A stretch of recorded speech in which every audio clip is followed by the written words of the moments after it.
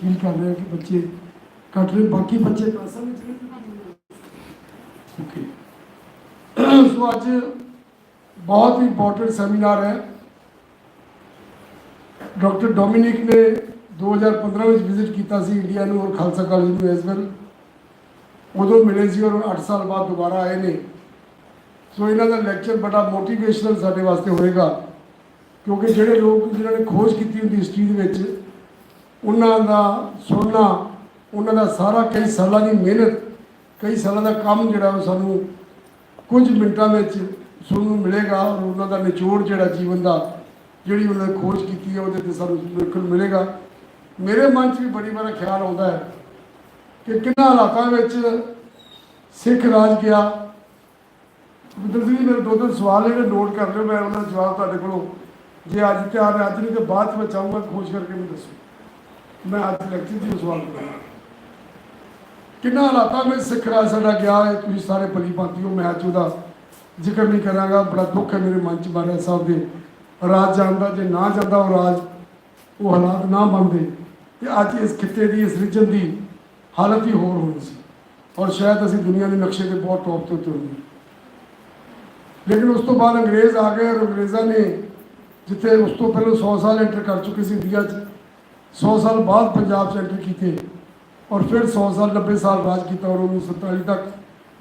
और उदों फिर मेरी लंबी गल हो जाएगी कि सिख बड़े माड़े हालातों में गुजरे, बड़ी गरीबी आ गई और वो ही खालसा कॉलेज की देन उपज हुई। उस वेले के कुछ चंगे थोड़े जे 10-10 जमातां पढ़े साढ़े विद्वान, साढ़े सिख, साढ़े बजुर्ग जिन्हों के मन से सोच आई कि आप अपनी कौम को पढ़ाई दईए, सेहत दईए, तो साड़ी कौम जी अगे उठ के आएगी। और फिर उतों खालसा कॉलेज सोच के जन्म लिया, जिन्होंने उस वे 1885 सोच आई, 1990 कमेटी बनी, 1992 नींह पत्थर रखा गया, उस उपज के खालसा कॉलेज निकलिया। और बहुत अच्छी देन सी साड़ी कौम वास्ते उन्होंने बजुर्गों की, वो एक वक्री गल है।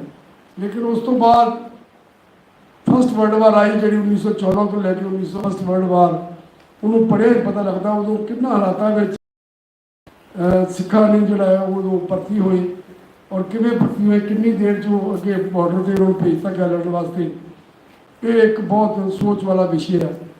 और सैकेंड वर्ल्ड वार में भी इस तरह ही होया। सो पर माई नॉलेज है, हिस्टोरियन बैठे ने, मैं कितने मैंने झूठे ना करते हैं, लेकिन जो मेरी नॉलेज है सैकेंड वर्ल्ड वार के बहुत ज़्यादा जी भर्ती हुई सी इंडियन फौज के खास तौर पर सिखा की, वो इंस्ट्रक्टर जोड़े ड्रिल जो तैयार करते सी, उन्होंने बाकायदा कहा गया कि तुम साढ़े वास्ते लड़ो, ब्रिटिश वास्ते लड़ो, असी तुहाडे देश को आज़ाद कर देंगे। और ये जज्बा सी उस वे के साढ़े लोगों का। और वो उस वे सुभाष चंद्र बोस की INA फौज सैकेंड वर्ल्ड वार तो आगे ज्वाइन करना चाहते सी। और वो एक बड़ी फिर लंबी कहानी जो मैं सुनावागा, लेकिन वो एक बड़ा रोल किस तरह रहा है, बहुत एक खोज का विषय है। मेरे 3 सवाल है डॉक्टर साहब हॉलैंड साहब भुपिंदर सिंह जी कि फर्स्ट वर्ल्ड वार के वेले पूरी दुनिया के जिन्होंने कहते थे अंग्रेज़ों का सूरज नहीं से डुबता, पूरी दुनिया के किन्ने मुल्कों में राज से उन्होंने मुल्कों की किन्नी आबादी सी और किन्नी भर्ती हुई उन्होंने फौज के उस वे हुई। Same question is in the second world war. उस वे किन्ने मुल्कों राज से, किन्नी उस वे आबादी सी और किन्नी भर्ती अंग्रेज़ ने उस वे अपनी फौज के की। नंबर 2 जोड़ा फर्स्ट वर्ल्ड वार और सैकेंड वर्ल्ड वार के हिंदुस्तान के वक्-वक् स्टेटों के किन्ने लोग जोड़े भर्ती हुए फौज अंग्रेज़ों की फौज में और सिख किन्ने भर्ती हुए। क्योंकि मेरी जो सोपर माई नॉलेज कि सब तो ज़्यादा भर्ती सिखा ने की। सिख एक मार्शल कौम है, सिख लड़ना जानते सी और अंग्रेज़ों ने इस गल को पहचान लिया और अंग्रेज़ों ने दब के काम लिया इन्हों को फौज भर्ती करके। और सिखों के नाल दोनों लड़ाई जितने के सिखों का बहुत बड़ा रोल है ब्रिटिशर्स को जिताने के। और वो सिख भर्ती होके उन्होंने ब्रिटिशर्स के वास्ते अगे होके लड़े, क्योंकि सिख जो वफादार सिख किसी नाल गद्दारी नहीं करता। और सिखों ने वफादारी की उस वे भर्ती होके और फौज भर्ती होके उन्होंने अपन जाना भी सब तो वध गवाइया। ये वक्री गल है कि साड़ी कौम को आदत है कि जोड़ा मर जाता वो शहीद, वो बड़िया कथावां बाद करते हैं ਜੇ ਉਹ ਜੀਦਾ ਰਹਿ ਜਾਏ ਤਾਂ ਫਿਰ ਉਹ ਗਦਾਰ। ਇਹ ਸਾਡੀ ਕੌਮ 'ਚ ਨੁਕਸ ਹੈ, ਦੁਨੀਆ ਦੇ ਹੋਰ ਕਿਸੇ ਕੌਮ 'ਚ ਨੁਕਸ ਨਹੀਂ ਹੈਗਾ। ਲੇਕਿਨ ਅਸੀਂ ਜ਼ਰੂਰ ਹੈ ਕਿ ਮਾਰਸ਼ਲ ਕੌਮ ਹੈ, ਅਸੀਂ ਬਹੁਤ ਜ਼ਬਰਦਸਤ ਵਾਰੀਅਰ ਹੈ, ਬੜਾ ਜ਼ਬਰਦਸਤ ਅਸੀਂ, ਕਿਉਂਕਿ ਮਹਾਰਾਜ ਸਾਹਿਬ ਦੇ ਟਾਈਮ 'ਤੇ ਵੀ ਪੂਰੀ ਦੁਨੀਆ 'ਚ ਮਸ਼ਹੂਰ ਸੀ ਕਿ ਮਹਾਰਾਜ ਸਾਹਿਬ ਇਸੇ ਕਰਕੇ ਕਿ ਸਿੱਖ ਬੜੇ ਜ਼ਬਰਦਸਤ ਵਾਰੀਅਰ ਸੀਗੇ ਔਰ ਲਾਇਲ ਸੀ, ਆਪਣੇ ਜਿਸ ਕਾਜ ਦੇ ਵਿੱਚ ਖੜੇ ਹੋ ਜਾਣ ਉਹਦੇ ਨੂੰ ਲਾਇਲਟੀ ਦਿਖਾਉਂਦੇ ਆ। ਇਸ ਗੱਲ ਦਾ ਮੇਰੇ ਮਨ 'ਚ ਬੜਾ ਮਲਾਲ ਹੈ ਕਿ ਇਹਨਾਂ ਹਿਸਟੋਰੀਅਨਸ ਨੇ ਖੋਜ ਕੀਤੀ ਹੈ, ਇਹਨਾਂ ਦਾ ਕੋਟਾਨ ਕੋਟ ਸ਼ੁਕਰ ਹੈ ਕਿ ਇਹਨਾਂ ਨੇ ਖੋਜ ਕਰਕੇ ਜਿੰਨੀ ਗੱਲ ਬਾਹਰ ਲਿਆਂਦੀ ਹੈ। ਲੇਕਿਨ ਡਾਕਟਰ ਭੁਪਿੰਦਰ ਸਿੰਘ ਜੀ, ਮੇਰੇ ਮਨ 'ਚ ਦੋ ਸਵਾਲ ਬੜੇ ਜ਼ਬਰਦਸਤ ਨੇ ਕਿ ਫਸਟ ਵਰਲਡ ਵਾਰ ਵਿੱਚ, ਸੈਕੰਡ ਵਰਲਡ ਵਾਰ ਦੇ ਵਿੱਚ, ਮੈਂ ਫਿਰ ਰਿਪੀਟ ਕਰਦਾ ਕਿ ਦੁਨੀਆ ਦੇ ਕਿੰਨੇ ਮੁਲਕਾਂ 'ਚ ਅੰਗਰੇਜ਼ ਦਾ ਰਾਜ ਸੀ, ਕਿੰਨੇ ਮੁਲਕਾਂ ਦੀ ਉਹਦੀ ਕਿੰਨੀ ਕਿੰਨੀ ਆਬਾਦੀ ਸੀ ਔਰ ਹਿੰਦੁਸਤਾਨ ਦੀ ਕਿੰਨੀ ਆਬਾਦੀ ਸੀ, ਅਤੇ ਸਟੇਟ ਦੇ ਵਿੱਚੋਂ ਸਾਡੀ ਕਿੰਨੀ ਕੰਟਰੀਬਿਊਸ਼ਨ ਸੀ। ਉਸ ਕੰਟਰੀਬਿਊਸ਼ਨ ਵਿੱਚੋਂ ਸਾਡੀ ਫੌਜ 'ਚ ਜਿੰਨੇ ਬੰਦੇ ਭਰਤੀ ਸੀ ਉਹਨਾਂ 'ਚੋਂ ਕਿੰਨੇ ਬੰਦੇ ਸਾਡੇ ਉਸ ਵੇਲੇ ਫਸਟ ਵਰਲਡ ਵਾਰ 'ਚ ਮਾਰੇ ਗਏ ਔਰ ਸੈਕੰਡ ਵਰਲਡ ਵਾਰ 'ਚ ਮਾਰੇ ਗਏ। ਇਹ ਮੇਰੇ ਮਨ 'ਚ ਇੱਕ ਬੜਾ ਬਾਰ-ਬਾਰ ਸਵਾਲ ਉੱਠਦਾ ਹੈ ਅਤੇ ਮੈਂ ਚਾਹੂੰਗਾ ਕਿ ਜੇ ਤੁਹਾਡੇ ਕੋਲ ਤਿਆਰੀ ਹੋਵੇ ਤਾਂ ਅੱਜ ਜਵਾਬ ਦੇ ਦਿਓ, ਨਹੀਂ ਤਾਂ ਬਾਅਦ 'ਚ ਮੈਨੂੰ ਫੋਨ ਕਰਕੇ ਪਲੀਜ਼ ਜ਼ਰੂਰ ਦੱਸਿਓ, ਕਿਉਂਕਿ ਮੇਰੇ ਮਨ 'ਚ ਸਵਾਲ ਬਣਿਆ ਰਹੇਗਾ ਕਿ ਮੈਂ ਸਾਡੀ ਕੌਮ ਦੇ ਵਿੱਚ ਕਿੰਨੇ ਬੰਦੇ ਭਰਤੀ ਹੋਏ, ਕਿੰਨੇ ਬੰਦੇ ਉਸ ਵੇਲੇ ਉਸ ਮਾਰੇ ਗਏ। ਇਹ ਇੱਕ ਬਹੁਤ ਵੱਡੀ, ਕਿਉਂਕਿ ਅਸੀਂ ਲੜੇ ਸੀ ਬ੍ਰਿਟਿਸ਼ ਵਾਸਤੇ, ਉਹਨਾਂ ਵਾਸਤੇ ਉਸ ਵੇਲੇ ਲੜੇ ਸੀ। ਸੋ ਬੈਲਜੀਅਮ ਦੇ ਵਿੱਚ ਵੀ ਮੈਂ ਅੱਜ ਹੀ ਡਾਕਟਰ ਡੋਮਿਨੀ ਨੂੰ ਪੁੱਛਿਆ ਸੀ ਕਿ ਬੈਲਜੀਅਮ ਦੇ ਵਿੱਚ ਜਿਹੜੇ ਜ਼ਿਆਦਾ ਮਰੇ ਉਹ ਸੈਕੰਡ ਵਰਲਡ ਵਾਰ ਕਿ ਫਸਟ ਵਰਲਡ ਵਾਰ 'ਚ, ਉਹਨਾਂ ਨੇ ਦੱਸਿਆ ਮੈਨੂੰ ਕਿ ਫਸਟ ਵਰਲਡ ਵਾਰ ਦੇ ਵਿੱਚ ਜ਼ਿਆਦਾ ਮਰੇ ਸੀ। ਸਾਡੇ ਪਿੰਡ ਦੇ ਵਿੱਚੋਂ ਫਸਟ ਵਰਲਡ ਵਾਰ ਅੱਜ ਵੀ ਸਿਰ ਪੱਥਰ ਲੱਗਾ ਪ੍ਰਾਇਮਰੀ ਗੌਰਮੈਂਟ ਪ੍ਰਾਇਮਰੀ ਸਕੂਲ ਦੇ ਵਿੱਚ 93 ਬੰਦੇ ਭਰਤੀ ਹੋਏ, 93 ਬੰਦੇ ਮਾਰੇ ਗਏ ਫਸਟ ਵਰਲਡ ਵਾਰ 'ਚ। ਭਰਤੀ ਕਿੰਨੇ ਹੋਏ ਉਹ ਨਹੀਂ ਲਿਖਿਆ, ਲੇਕਿਨ ਅੰਗਰੇਜ਼ ਨੇ ਲਿਖਿਆ ਕਿ 93 ਆਫ ਫਰੋਮ ਵਨ ਵਿਲੇਜ, ਹਰਸਸ਼ੀਨਾ ਵਿਲੇਜ ਕਿਉਂ ਫਸਟ ਵਰਲਡ ਵਾਰ ਦੇ ਵਿੱਚ 93 ਬੰਦੇ ਜਿਹੜੇ ਨੇ ਉਹ ਮਾਰੇ ਗਏ ਔਰ ਸੈਕੰਡ ਵਰਲਡ ਵਾਰ ਦਾ ਨਹੀਂ ਜ਼ਿਕਰ ਹੈਗਾ। ਸੋ ਮੇਰਾ ਕਹਿਣ ਦਾ ਮਤਲਬ ਹੈ ਕਿ ਇਹ ਮੈਂ ਜ਼ਰੂਰ ਜਾਣਨਾ ਚਾਹੁੰਦਾ ਕਿ ਮੈਂ ਤੁਹਾਨੂੰ ਬੱਚਿਓ ਹੈਰਾਨੀ ਦੀ ਗੱਲ ਸੁਣਾਊਂਗਾ ਜਿਹੜੀ ਮੈਂ ਸੁਣੀ ਹੈ, ਕਿਸੇ ਕਿਤਾਬ 'ਚ ਨਹੀਂ ਹੈ। ਇਹਨਾਂ ਦੋਵਾਂ ਹਿਸਟੋਰੀਅਨ ਕੋਲ ਵੀ ਉਹ ਖੋਜ ਨਹੀਂ ਹੋਏਗੀ। ਸਾਡੇ ਇੱਕ ਬਜ਼ੁਰਗ ਸੀ ਮੇਰੇ ਪਿੰਡ ਦੇ, ਅੱਜ ਉਹ ਨਹੀਂ ਰਹੇ, ਬੜੇ ਸਤਿਕਾਰਯੋਗ ਸੀਗੇ, ਉਹਨਾਂ ਨੇ ਸੈਕੰਡ ਵਰਲਡ ਵਾਰ ਲੜੀ ਔਰ ਸੈਕੰਡ ਵਰਲਡ ਵਾਰ ਦੇ ਵਿੱਚ ਬਹੁਤ ਸਾਰੇ ਲੋਕ ਸੀ ਕਿ ਅੰਗਰੇਜ਼ ਦੀ ਇੱਕ ਜਾਣਕਾਰੀ ਰਹੀ ਕਿ ਅੰਗਰੇਜ਼ ਨੇ ਆਜ਼ਾਦੀ ਤੋਂ ਬਾਅਦ ਵੀ ਇੰਗਲੈਂਡ ਤੋਂ ਜਾ ਕੇ ਉਹਨਾਂ ਸਾਰੇ ਲੋਕਾਂ ਨੂੰ ਪੈਨਸ਼ਨ ਭੇਜਦੇ ਰਹੇ, ਦੋ ਦੈਟ ਵਾਜ਼ ਵੈਰੀ ਮੇਗਰ ਪੈਨਸ਼ਨ। ਲੇਕਿਨ ਵਕਤ ਦੇ ਨਾਲ ਉਹ ਪੈਨਸ਼ਨ 30 40 50 60 ਸਾਲ ਤੱਕ ਜਦੋਂ ਬੰਦਾ ਜਿੰਦੇ ਰਹੇ ਉਹਨਾਂ ਦੀ ਧਰਮ ਪਤਨੀ ਨੂੰ ਉਹਨਾਂ ਨੂੰ ਪੈਨਸ਼ਨ ਭੇਜਦੇ ਰਹੇ। ਇਹ ਅੰਗਰੇਜ਼ਾਂ ਦੀ ਬਹੁਤ ਵੱਡੀ ਜਾਣਕਾਰੀ ਸੀ। ਔਰ ਜਿਹੜੇ ਉਹ ਬਜ਼ੁਰਗ ਲੜੇ ਉਹਨਾਂ ਨੇ ਮੈਨੂੰ ਦੱਸਿਆ ਕਿ ਅਸੀਂ ਇਟਲੀ ਵਿੱਚ ਸੈਕੰਡ ਵਰਲਡ ਵਾਰ ਵਿੱਚ ਸਾਡੀ ਰੈਜੀਮੈਂਟ ਲੜਨ ਗਈ ਸੀ ਔਰ ਉਸ ਰੈਜੀਮੈਂਟ ਦੇ ਵਿੱਚ ਉਹ ਕਹਿੰਦੇ ਇੱਕ ਦਿਨ ਸਵੇਰੇ ਸਵੇਰੇ ਅਸੀਂ ਉੱਠੇ, ਬਾਹਰ ਟੈਂਟ ਲਾ ਕੇ ਬੈਠੇ ਸੀਗੇ, ਸਵੇਰੇ ਸਵੇਰੇ ਉੱਠੇ ਤੇ ਹਿਰਨਾਂ ਦਾ ਝੁੰਡ ਉਹ ਦੌੜਿਆ ਜਾ ਰਿਹਾ ਸੀ। ਹਿਰਨ ਬਹੁਤ ਤੇਜ਼ ਦੌੜਦੇ ਆ ਅਤੇ ਹਿਰਨਾਂ ਦਾ ਝੁੰਡ ਦੌੜ ਰਿਹਾ ਸੀਗਾ। ਅਸੀਂ ਵੇਖਿਆ ਕਿ ਇੱਕ ਲੰਬਾ ਕਾਲੇ ਰੰਗ ਦਾ ਲੰਬਾ ਜਿਹਾ ਇੱਕ ਬੰਦਾ, ਤੇ ਉਹ ਮੁੰਡਾ ਜਿਹਾ ਬੰਦਾ ਲੱਗਦਾ ਸੀ ਸਾਨੂੰ, ਦੂਰੋਂ ਸੀ। ਅਸੀਂ ਆਖਿਆ ਹਿਰਨ ਲੰਬਾ ਕਿਸ ਤਰ੍ਹਾਂ ਹੈ, ਉਹ ਦੌੜਿਆ ਜਾ ਰਿਹਾ ਸੀ। ਸਾਨੂੰ ਕਹਿੰਦੇ ਬੜੀ ਹੈਰਾਨੀ ਹੋਈ ਅਤੇ ਸਾਡੇ ਕੋਲ ਇੱਕੋ ਹੀ ਜੀਪ ਸੀ ਉੱਥੇ, ਪੁਰਾਣਾ ਜੀਪ ਜਿਹੜੀ ਉਹਨਾਂ ਨੂੰ ਅੰਗਰੇਜ਼ਾਂ ਦਿੱਤੀ ਹੋਈ ਸੀ ਆਰਮੀ ਨੂੰ। ਅਸੀਂ ਫਟਾਫਟ ਉਹ ਪੈਟਰੋਲ ਵਾਲੀ ਜੀਪ ਸੀ, ਅਸੀਂ ਉਹ ਸਟਾਰਟ ਕੀਤੀ ਕਿ ਇਹਨਾਂ ਦੇ ਪਿੱਛੇ ਲੱਗੋ, ਇਹ ਕੌਣ ਹੈ। ਉਹ ਬੜੀ ਦੂਰ ਜਾ ਕੇ ਹਿਰਨਾਂ ਦੇ ਬਰਾਬਰ ਦੌੜ ਰਿਹਾ ਸੀ। ਉਹ ਬਿਲਕੁਲ ਨੇੜੇ ਜਾ ਕੇ ਉਹ ਵੇਖਿਆ ਵੀ ਉਹ ਲੜਕਾ ਸੀ ਨੌਜਵਾਨ, ਟੋਟਲ ਨੰਗਾ, ਕੋਈ ਕੱਪੜਾ ਨਹੀਂ ਪਾਇਆ ਔਰ ਉਹਨਾਂ ਹਿਰਨਾਂ ਦੀ ਰਫ਼ਤਾਰ ਨਾਲ ਹੀ ਦੌੜ ਰਿਹਾ ਸੀ। ਅਤੇ ਉਹ ਕਹਿੰਦੇ ਅਸੀਂ ਹਟੇ ਨਾ, ਸਾਡੇ ਮਨ 'ਚ ਕਿਉਰਿਓਸਿਟੀ ਵੱਧਦੀ ਗਈ। ਕਹਿੰਦੇ ਮੈਂ ਉਸ ਜੀਪ ਦੇ ਵਿੱਚ ਬੈਠਾ ਸੀ, ਅਸੀਂ ਉਹਦੇ ਪਿੱਛੇ ਲਾਈ ਉਹਨਾਂ ਨੇ, ਕਿਉਂਕਿ ਹਿਰਨ ਬਹੁਤ ਤੇਜ਼ ਦੌੜਦੇ, ਝੁੰਡ ਦੇ ਝੁੰਡ, ਰਸਤਾ ਵੀ ਉੱਚਾ ਨੀਵਾਂ। ਖੈਰ ਅਲਟੀਮੇਟਲੀ ਉਹ ਜੀਪ ਜੋ ਸਾਡੇ ਪਿੱਛੇ ਦੌੜਦੀ ਗਈ ਅਤੇ ਹਿਰਨ ਅੱਗੇ ਚਲੇ ਗਏ। ਉਹ ਲੜਕਾ ਬੇਹੋਸ਼ ਹੋ ਕੇ, ਮਤਲਬ ਥੱਕ ਕੇ ਗਿਰ ਗਿਆ। ਅਸੀਂ ਨੇੜੇ ਜਾ ਕੇ ਦੇਖਿਆ ਕਿ ਇਹ ਤਾਂ ਬੰਦਾ ਹੈ, ਅਤੇ ਇਨਸਾਨ ਹੈ, ਇਹ ਹਿਰਨਾਂ ਨਾਲ ਦੌੜ ਰਿਹਾ। ਅਸੀਂ ਜਾ ਕੇ ਉਹਨੂੰ ਕਾਬੂ ਕਰ ਲਿਆ ਅਤੇ ਉਹਨੂੰ ਚੁੱਕੇ ਸਾਹ ਪੁੱਛ ਰਿਹਾ ਸੀ, ਬਹੁਤ ਉਹ ਸਾਹ ਉਸਾਈ ਹੋਇਆ ਸੀ। ਅਤੇ ਅਸੀਂ ਉਹਨੂੰ ਜਾ ਕੇ ਘੇਰਾ ਪਾ ਲਿਆ ਅਤੇ ਉਹ ਬਹੁਤ ਦਰਿਆ ਅੱਖਾਂ ਦੇ ਨਾਲ ਸਾਨੂੰ ਵੇਖ ਰਿਹਾ ਸੀ ਕਿ ਇਹਨਾਂ ਨੇ ਮੈਨੂੰ ਫੜ ਲਿਆ। ਅਸੀਂ ਉਹਨੂੰ ਬੋਲੀ ਕਿ ਉਹਦੇ ਕੋਲ ਕੋਈ ਬੋਲੀ ਨਹੀਂ ਸੀ। He was not able to speak any language, nor Italian, nor English, nor any other language. ਅਸੀਂ ਸੋਚਿਆ ਕਿ ਇਹ ਕੌਣ ਬੰਦਾ, ਅਸੀਂ ਉਹਨੂੰ ਫੜਿਆ, ਅਸੀਂ ਪਿਆਰ ਕੀਤਾ ਵੀ ਤੂੰ ਘਬਰਾ ਨਾ, ਪਾਣੀ ਪਿਲਾਇਆ।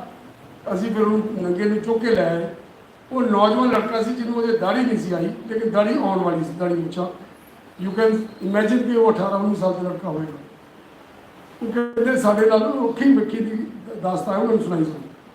तो कहते ਅਸੀਂ ਉਹਨੂੰ ਲੈ ਆਏ ਤੇ ਲੈ ਕੇ ਆ ਕੇ ਅਸੀਂ ਆਪਣੇ ਕੈਂਪ ਵਿੱਚ ਆਪਣੇ ਅਫਸਰਾਂ ਨੂੰ ਦਿਖਾਇਆ ਤੇ ਫਿਰ ਅਸੀਂ ਉੱਥੋਂ ਕਿਹਾ ਕਿ ਇਹਨਾਂ ਨੂੰ ਤੁਸੀਂ ਕਿਤੇ ਭਰਤੀ ਕੀਤੀ ਕਿਉਂਕਿ ਅਸੀਂ ਲੜਾਈ ਵਿੱਚ ਸੀਗੇ ਸਾਨੂੰ ਪਤਾ ਨਹੀਂ ਖੁਦ ਤੁਰ ਪੈਣਾ ਤੇ ਉਹਨਾਂ ਨੂੰ ਬਾਅਦ ਵਿੱਚ ਸਿਵਲ ਐਡਮਿਨਿਸਟ੍ਰੇਸ਼ਨ ਦੇ ਦਿੱਤਾ ਕਿ ਇਹਨੂੰ ਤੁਸੀਂ ਇਹਦਾ ਇਲਾਜ ਵੀ ਕਰਾਓ ਤੇ ਇਹਨੂੰ ਕੱਪੜੇ ਦਿਓ ਤੇ ਇਹਨੂੰ ਕਰਾਓ ਉਸ ਤੋਂ ਬਾਅਦ ਕਹਿੰਦੇ ਚਲੇ ਗਏ ਸਾਨੂੰ ਫਿਰ ਉਸ ਤੋਂ ਬਾਅਦ ਕੁਝ ਪਤਾ ਨਹੀਂ ਔਰ ਉਹ ਕਹਿੰਦੇ ਕਿ ਸਾਡੀ ਇਹ ਖੋਜ ਅਸੀਂ ਸੋਚਿਆ ਕਿ ਕਿਤੇ ਬੱਚਾ ਪੈਦਾ ਹੋਇਆ ਜੰਗਲ ਦੇ ਵਿੱਚ ਰਹਿ ਗਿਆ ਔਰ ਉਹਨੂੰ ਹਿਰਨਾਂ ਨੇ ਪਾਲਿਆ ਉਸ ਬੱਚੇ ਨੂੰ ਹਿਰਨਾਂ ਨੇ ਪਾਲਿਆ ਹਿਰਨਾਂ ਦੇ ਕੋਲ ਉਹਨੂੰ ਗਰਾਉਣਾ ਹੋਇਆ ਉਹਨਾਂ ਦੇ ਨਾਲ ਹੀ ਉਹ ਘਾਹ ਫੂਸ ਖਾਣ ਲੱਗ ਗਿਆ ਮਾਸ ਨਹੀਂ ਸੀ ਖਾਂਦਾ ਔਰ ਉਹ ਅਸੀਂ ਉਹਨੂੰ ਕਹਿੰਦੇ ਬੜਾ ਕੁਛ ਪੀਣ ਪੂਣ ਕੋਸ਼ਿਸ਼ ਕੀਤੀ ਖਾਣ ਦਿੰਦੇ ਉਹ ਕੁਛ ਨਹੀਂ ਖਾਂਦਾ ਔਰ ਉਹ ਨਾਲ ਦੌੜਦਾ ਰਿਹਾ ਇਨਸਾਨ ਦੌੜ ਸਕਦਾ ਹਿਰਨ ਦੀ ਰਫ਼ਤਾਰ ਨਾਲ ਚੀਤੇ ਦੀ ਰਫ਼ਤਾਰ ਨਾਲ ਦੌੜ ਸਕਦਾ ਇਸ ਬੋਡੀ ਨੂੰ ਜਿਸ ਤਰ੍ਹਾਂ ਤੁਸੀਂ ਵਰਤੋ ਉਸ ਤਰ੍ਹਾਂ ਹੀ ਚੱਲ ਸਕਦੀ ਜਿਸ ਦਿਮਾਗ ਨੂੰ ਜਿਸ ਤਰ੍ਹਾਂ ਵਰਤੋ ਉਸ ਤਰ੍ਹਾਂ ਤੁਹਾਡਾ ਦਿਮਾਗ ਚੱਲ ਸਕਦਾ ਇਹ ਮੈਂ ਆਪਣੇ ਬਜ਼ੁਰਗਾਂ ਕੋਲੋਂ ਹਿਸਟਰੀ ਇੱਕ ਸੁਣੀ ਹੈ ਜਿਹੜੀ ਮੇਰੇ ਖਿਆਲ ਕਿਸੇ ਕਿਤਾਬ 'ਚ ਦਰਜ ਨਹੀਂ ਹੈਗੀ ਅੰਗਰੇਜ਼ਾਂ ਨੇ ਕਿਤੇ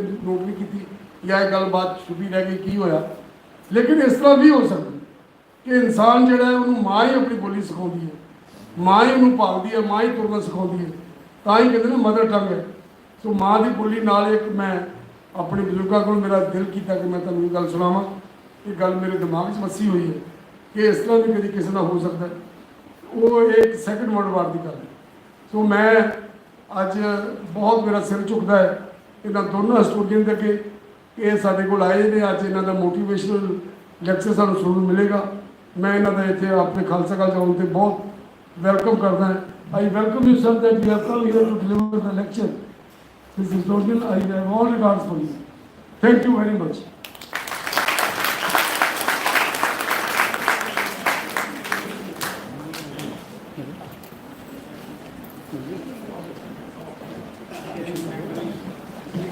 Thank you, sir.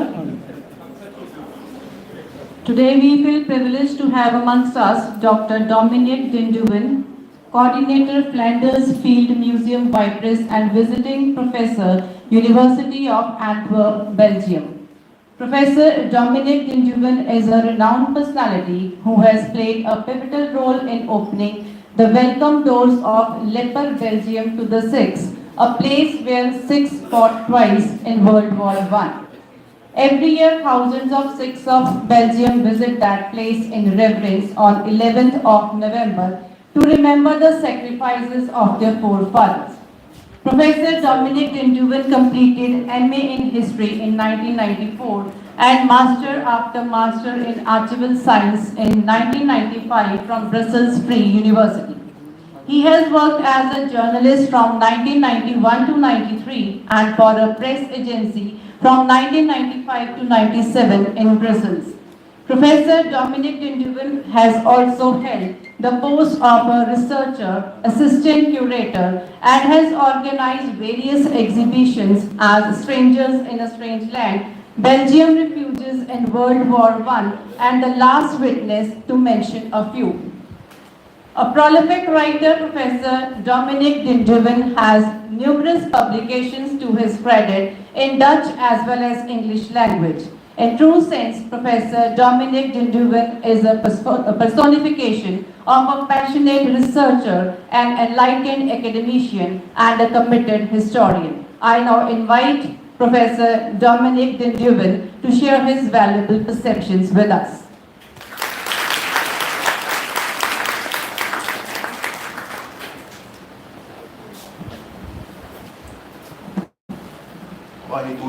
Khalsa.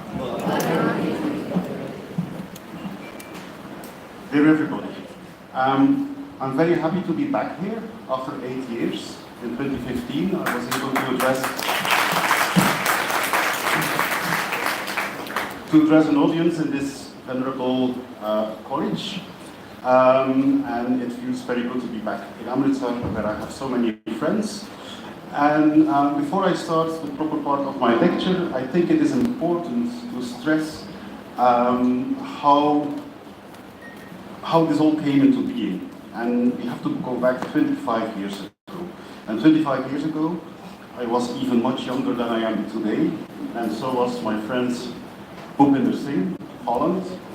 And we chanced to meet each other in Ypres at the main memorial of the First World War, on which you have names of many hundreds of Sikhs who died in our town during the First World War. And we began to talk to each other. And I did not know anything about Sikhs, nor India, nor the presence of Sikhs in the First World War. And by meeting, by talking to each other, I realized how this was a very important part of our history that was missing. And it was a part of history that was not much known over here, and it was not much known in Europe. And now we are 25 years later, and what has the evolution been?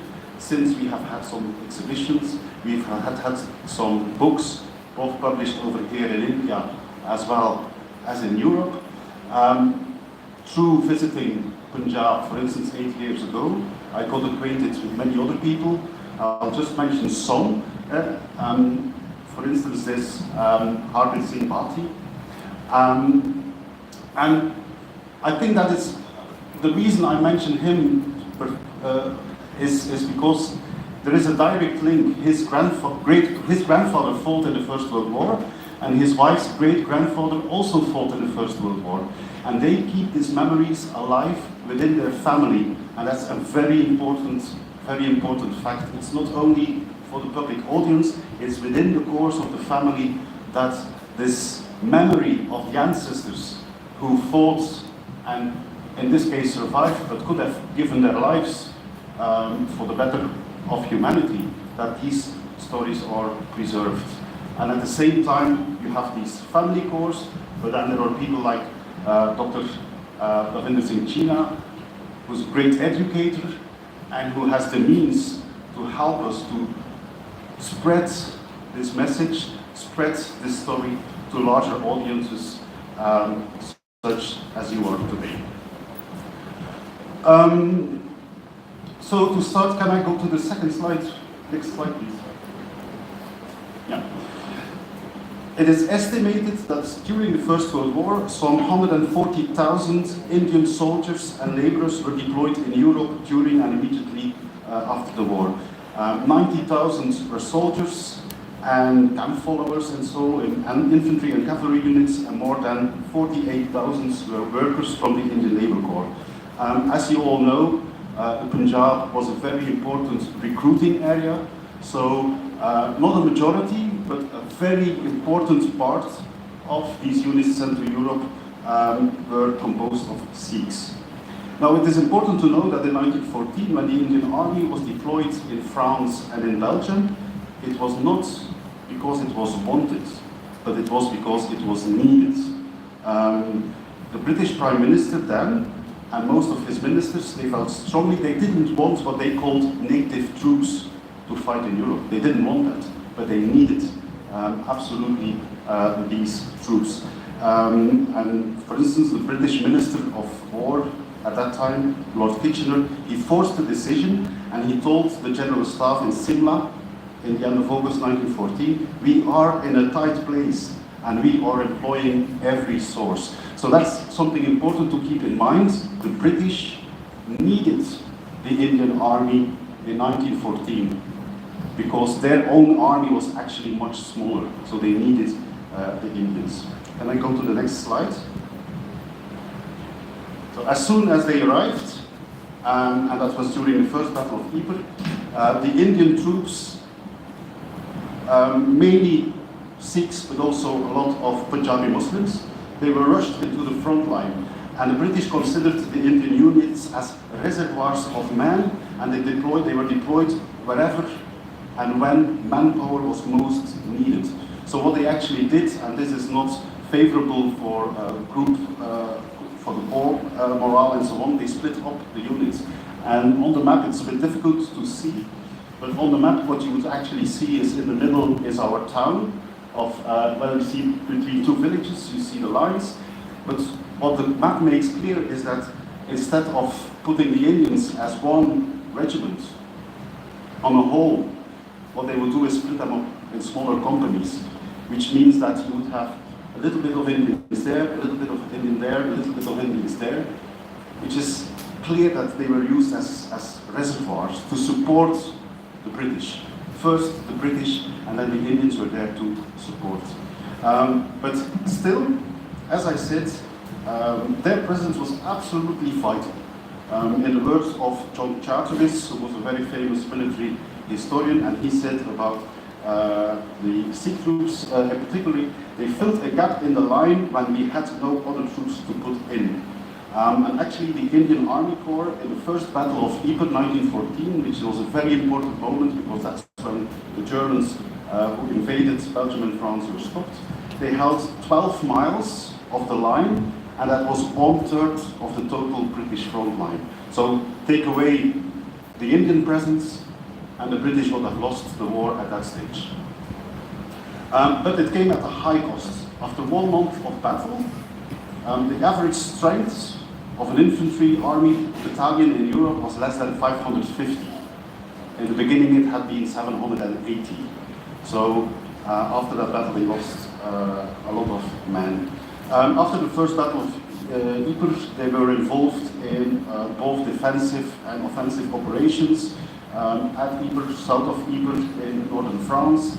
But then came a second very important moment, if you go to the next slide. And that's the second Battle of Ypres. We are in April, May 1915. And never, I think, was the Indian Army confronted with a most industrial and brutal manner of fighting war, because that's the moment when Indian troops were confronted with chemical warfare. The first gas attack in history took place on 22nd of April 1915, and it was the Germans who used gas for the first time, and 2 days later the Lahore division was brought in, and they had to counter-attack, establish a new front line together with French North African troops. And the attack happened in very disadvantageous circumstances, and the Germans reopened their gas bottles, and it was an unfruitful attack in which Indian military for the first time were involved in chemical warfare. That was repeated the following days, and the casualty figures are simply appalling, simply staggering. And I'll give you just one example of one unit, 47th Sikh Regiment. Originally, in the beginning of the war, 750 men. By April 1915, there were only 444 left. The 444 men went into battle on 26th of April 1915. At the end of the day, when there was a roll call, it became clear that 348 of them had not returned. So 348 out of the 444 lost their life. And in all, nearly 30% of all the men engaged on 22nd April 1915 in all the Indian units were lost. So very heavy casualties. But this great number of casualties does not mean that the efforts were appreciated by the military authorities. And in early May 1915, I found in the archives communication between the British commander and the French commanders about the Second Battle of Ypres. And the French commander, General Foch, said, "We will secure the British flank by," and I quote him, "really good troops." And then the British commander answered that according to him, really good troops would mean not less than 3 regular French divisions should be kept between the British left and the Belgian right, and that French troops, not colored, be placed on the immediate left of my troops. The Indian troops, which were on my left, have now been relieved by white troops. The Indian troops, which were on my left, have now been relieved by white troops. Or in other words, what he says, if we manage to get rid of the weak colored units, then so must you. And such latently present or explicitly voiced racist thinking was omnipresent in the armies of the First World War. But if you look at the figures, if you look at the numbers, the Indians, or the Algerians, or whoever for that matter, fought as courageously and as honorably as their white colleagues. But in nationalistic, colonial, and imperialist thinking, penetrated by European supremacy and superiority, there was no option to think that the other was inferior, was primitive, different. So even if they fought till death, they would still be considered at a lower stage than the British comrades. Let me go to the next. And this is something that, for instance, was expressed by this well-known, loyal and Anglophile Rajput nobleman, Amar Singh. He kept a diary, and he noted at one stage during the First World War, whenever we fail in the slightest degree, anywhere, people raise a hue and a cry. Whereas if a British troop fails under the same circumstances, no one mentions it. When we had the reverse at Givenchy, there was a hue and a cry. However, no one at that time said that there were British troops in as well.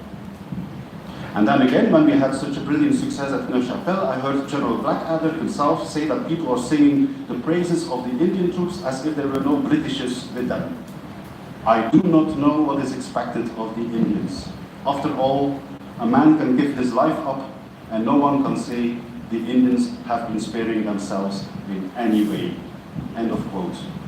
And then, as I said in the beginning, the Indians were absolutely needed in 1914. And in 1914, the British began to build their own army. And that army, that new army, was ready by the end of 1915. So what do you see? You see that the British, they sent away most of the Indian troops. They are no longer needed, so they do not want them in Europe anymore. They sent them to Mesopotamia. Because the idea, in the mind of the British, the idea was, it's not a good idea, two things. It's not a good idea if we have colored, non-white people fighting white people in Europe. Because then they would see that white people can be afraid in war, can be beaten, that the British can be beaten. And the second reason was, maybe it's not a good idea to give our Indian troops much fighting experience against white troops, because suppose that one day they will use it against us. That was the idea. So apart from some cavalry units, most of the soldiers were sent away from Europe after 1915. And we go to the next slide, please. There's one other exception, which I will just briefly manage, which has had very, very little attention until now, and that is that nearly 50,000 members of the Indian Labour Corps were also brought to Europe. They arrived in 1917, they stayed until 1920. Many of these people, they came from tribes, and many were from the northeast India. So you would have people from Nagaland, from Manipur, working in Belgium and France at that stage. For many of them, while many of the professional Indian army were used to fight on the northwestern frontier and so on, but for many of these people, it was the very first time, and probably the only time, they would leave the subcontinent. So for them, it was a large acquaintance. So can you go to the next slide, please? Generally speaking, the war was, for the Indians who were sent to the Western Front, a traumatic affair from the very beginning. Crossing the seas, and then even more traumatic, the hard and sudden confrontation with a modern, total and industrial war to these people who, in some cases, had never seen modern machinery, even less such destructive and lethal machinery. And the result was being overwhelmed by the circumstances of having no say in one's own destiny, and that's what we call, in social sciences, alienation. And this sense, which was not uncommon to European soldiers, was intensified by the subordinate position of the Indians. Even the highest ranked Indian officer had to salute the lowest ranked British soldier. So they were subjected to greater or lesser extent to institutional racism. And finally, they found themselves in an entirely unfamiliar landscape, often completely destroyed and surrounded by a completely different culture where no one spoke their mother tongue. So that can only have made that feeling of alienation total. But at the same time, these circumstances both them together, and their otherness, them being different, made them stand out against the Europeans. We go to the next slide. And the relative respect and humanity with which the Indians were treated by civilians in Europe heavily contrasted with the attitudes of the colonial master in India. And I'll just give you some quotes which illustrate this. A senior assistant surgeon who was in an Indian hospital on the south coast of England, he wrote to a friend in Pune on the 18th of March 1915, and I read what he wrote in his letter. The people here are of a very amiable disposition. They talk pleasantly, they treat us kindly, and they are pleased to see us. We do not hear the words damn and bloody at all frequently as in India. But this only applies to those who have not seen India. Those who have gnash their teeth at us. Some laugh and some make fun. But there are not many who do this. The people here are charming. It is very difficult to say why they become so bad on reaching India. But actually, by asking this question, this gentleman, who was educated, he wrote in English and in Marathi, he might have got to the very heart of colonialism and imperialism, which after all is just a practice of domination. And the Indian soldiers, they were certainly at no pains to distinguish between French and Belgian and British attitudes towards them. And the impression we get from the letters, but also from photographs such as these, is that the Indian was, and I quote again, much more chummy with the Frenchman than with the Britisher, Frenchman or Flemish, where I come from. And this was also confirmed in a series of interviews conducted by good scholars with 42 Sikh veterans of the First World War in the 1970s. The French and British approaches towards the Indians particularly contrasted once strict segregation was established in the Indian hospitals in England in late February 1915. So in England, the people in the hospital, the patients, were no longer to leave the hospital or to visit locals, while in France and Belgium, soldiers were billeted with the locals. Can we go to the next slide? And another thing that struck the Indian soldiers was the one style of dress with no caste distinction. And that's something that many noted in their letters. And it could lead to ponderings upon questions of caste, of religious distinction in India, as the first quotes that you might read there is illustrating. And all the Sikh veterans interviewed in the 1970s said they met many groups of other Indians and that they got along very well. And since they all came from India, they had started identifying themselves with each other. And this, actually, in itself, was a subversive element as a system of class regiments, which means that all men in the regiments were recruited from the same group, and class company regiments, all men in the company came from the same religious or caste group, that had been adopted by the British to stimulate intergroup competition. So what you actually see is there is a common feeling of comradeship in Europe, and that overcomes boundaries of religion, of class, of caste. So the counterpoise of natives versus natives would be lost to the British, and the risk on a broader all-army mutiny as in 1857 would be much bigger. So we can only conclude that in this way, the war worked as a catalyst for the growth of Indian nationalism. And I'll give you one other example of a certain moment, a Sikh Rizadar, who during an event, during a festival, went to the stage and he asked if he could address the audience. And this is what he said, and I quote. So this is in Europe in 1918. He's there until 1980 cavalry. And he says, after having been with you for more than 4 years, I am leaving you tomorrow at 6 o'clock in the morning. I have shared your pleasures and your sorrows, your privations, many as they were, and your comforts. Although I feel glad to return again to my beloved country, India, which is your home also, it is hard for me to part from you.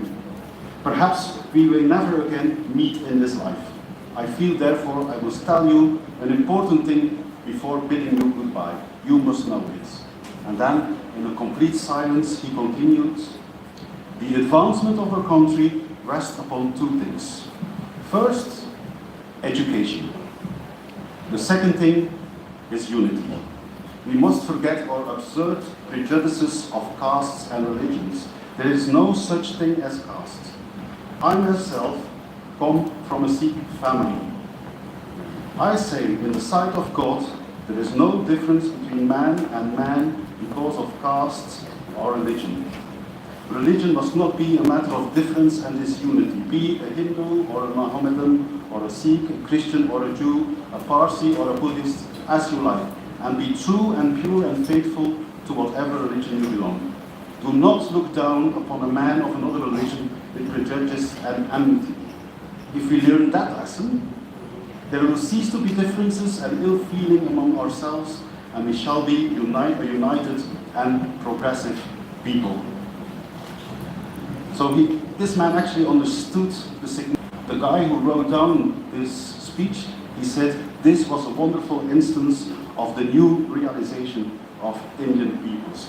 So what actually happened in Europe, and through the confrontation with local inhabitants, the Indians started seeing themselves in a different light, and they realized much more strongly what they had in common. And the result was a development of a certain groupness, a certain communal feeling, across castes, across religions, and this enhanced groupness had the capacity to evolve in some kind of nationalism, and that could go in different directions. Can we go to the next slide?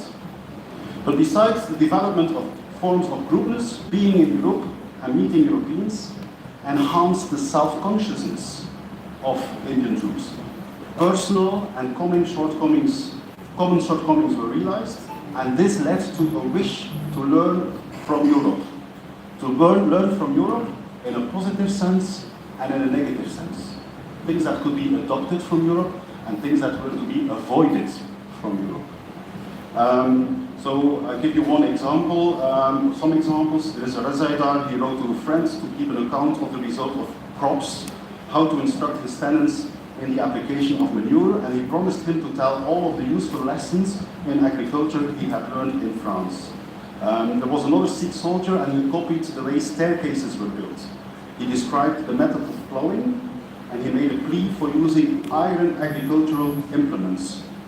But basically it was education that was central to the new idea the sepoys, sowars and laborers brought with them from Europe. As you can tell from the first quote on this slide.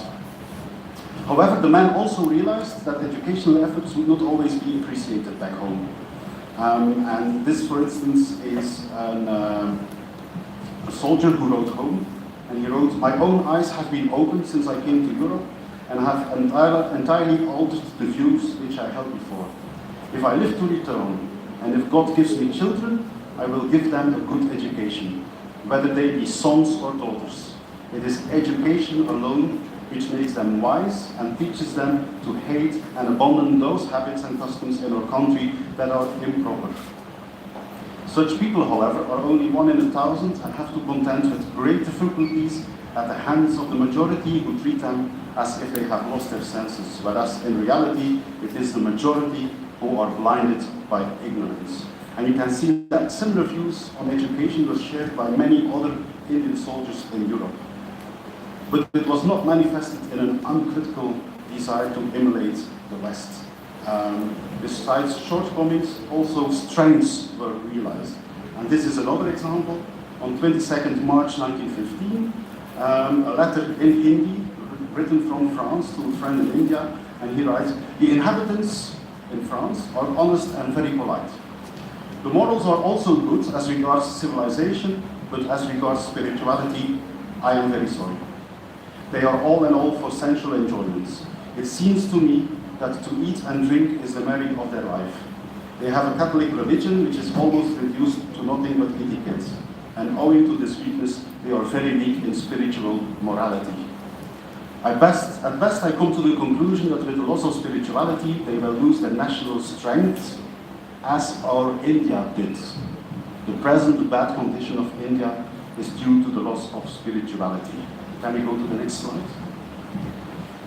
So, when India or Indians is used in the writing of Indians in Europe during the First World War, it is usually a generic term referring to home, to this Indian subcontinent and its inhabitants, not as much to a polity.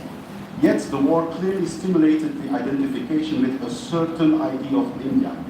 After all, that was how the soldiers and laborers were referred to by the peoples they came in contact with in Europe, and how they were identified by Europeans. Moreover, the letters, the sound recordings, the objects they left us often point to a growing awareness of one's position, of a growing self-image, with implicitly a political component. One of the last letters from France to be found in the reports of the censor is that of 30th April, written by a laborer of a labor company from UP, then called United Provinces, to a leader in Almora, and it seems of the hope for a united, self-conscious and autonomous India. I had the dream that Lakshmi came to me here and told me to tell the Indians that 3 million of them were all working separately in conflicting interests. All the inhabitants, whether man or woman, Hindus, Sikhs or Mohammedans, ought to be in action. Tell them that if they want Swaraj, they must unite and be at one, as owing to their want of unity, they have not ruled for 1,000 years. The goddess also told me to tell all the millions of Indians should unite in praising King George V. Then King George will be glorified and you will get home rule. As she went away, the goddess said she would go to India and would restore such prosperity there as no Raja has never seen. She said she would show such special favor to India as India was a jewel among the nations. So the question remains, these are the views that the soldiers got when they were in Europe, and how far were the returning soldiers and laborers real factors of change, and how far did they really have a real impact in their home societies at large? And it remains a very difficult question to answer, especially in the political domain. Despite their large numbers, the groups that had served in Europe were probably too small in comparison to the total population at home to make a direct impact, except perhaps in case of the tribal communities. No nationwide associations of veterans seem to have formed, as was the case in Europe. And as far as we know, in this stage, the veterans' efforts to improve society were limited to local initiatives. But still, these veterans must have acted as transnational middlemen, informing upon their return home their fellow countrymen of the things they had observed and learned. Can we go to the next slide? The British missionary and author Basil Matthews imagined in 1924 how, and I quote him, the khaki-clad warrior strode back into his village, the hero of incredible travels and feats. The villagers listened agog to their stories around the night fires. The debates of the trenches, the whispers of Bolshevik Russia, the murmurs of the world's movements to govern itself. The impact was nationwide and revolutionary. It linked up village India with world movements, and particularly with the wave of nationalistic self-determination. Even if their war experience did not urge them to act, their insights were not lost, but they oozed out throughout their home society. It was feelings of frustration, of humiliation, and the need for cultural self-assertions that were rife among the Indian ex-servicemen. And even if after the war, if they decided to lead a calm life, if they were settled, if they were not active in political or social agitation, they did carry these feelings along. And through their stories and accounts, it filtered through to broader levels within their home society. And for instance, there is a captain who, the chapter in which he considered how the war has changed the Indian soldier, he titled that chapter, The Silent Change. Next slide, please. Ex-soldiers and laborers acted more as accelerators and catalysts of change than initiators of wholly new conditions, seldom without forgetting their own interest. For it can be argued that even if their direct impact on their home societies was quite limited, their indirect influence, certainly on the longer term, might have been considerable. Returning veterans, inspired by the example they had seen in Europe, agitated for the dissemination and improvement of education. They opened schools, and in particular, schools for girls. And it's a legacy that is still with us.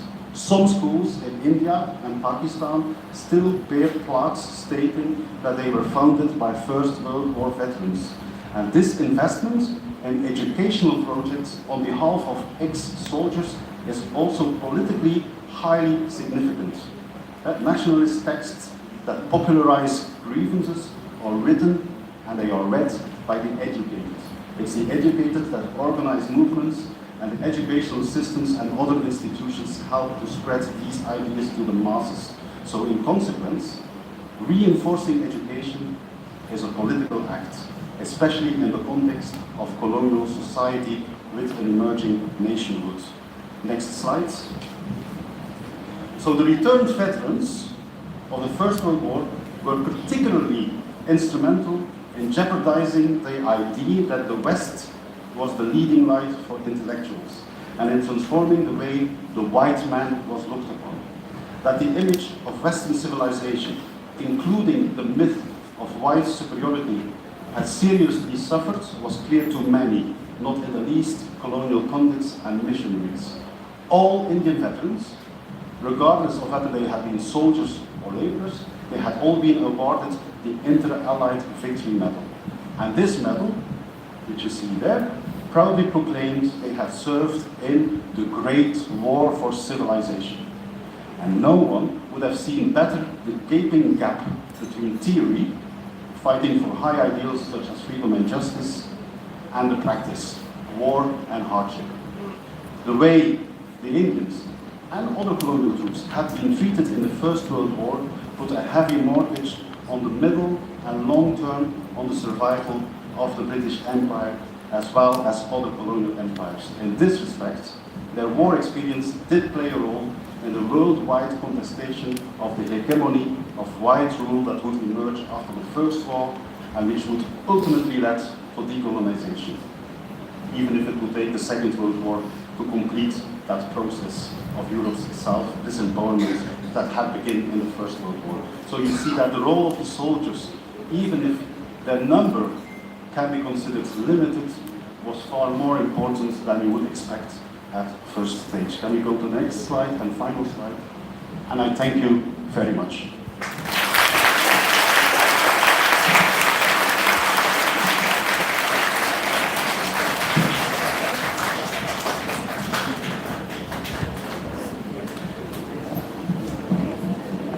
Thank you, sir, for sharing your valuable perceptions with us.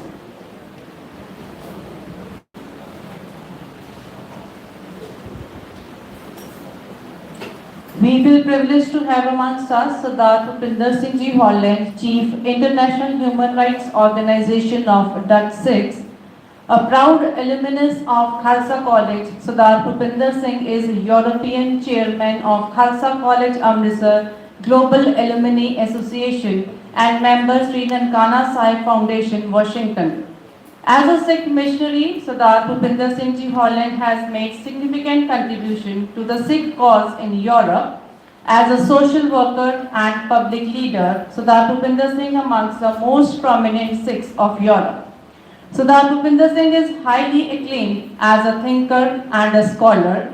He is a pathfinder as a researcher and has successfully carried out 2 research projects on the sacrifices of Sikhs during the 2 world wars and 1 project on the history of Dutch Sikhs.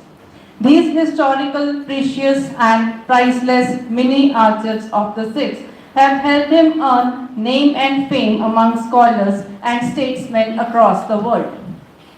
Recognizing his potential, Sardar Bhupinder Singh Ji has been honored with several awards, including the Ambassador for Peace for his remarkable contribution to the Dutch society, especially the Sikhs. Sardar Bhupinder Singh has been honored by many Sikh organizations and gurdwaras across the world. In true sense, Sardar Bhupinder Singh is an embodiment of simplicity, intellect and commitment. I request Sardar Bhupinder Singh Ji to share his perceptions with us.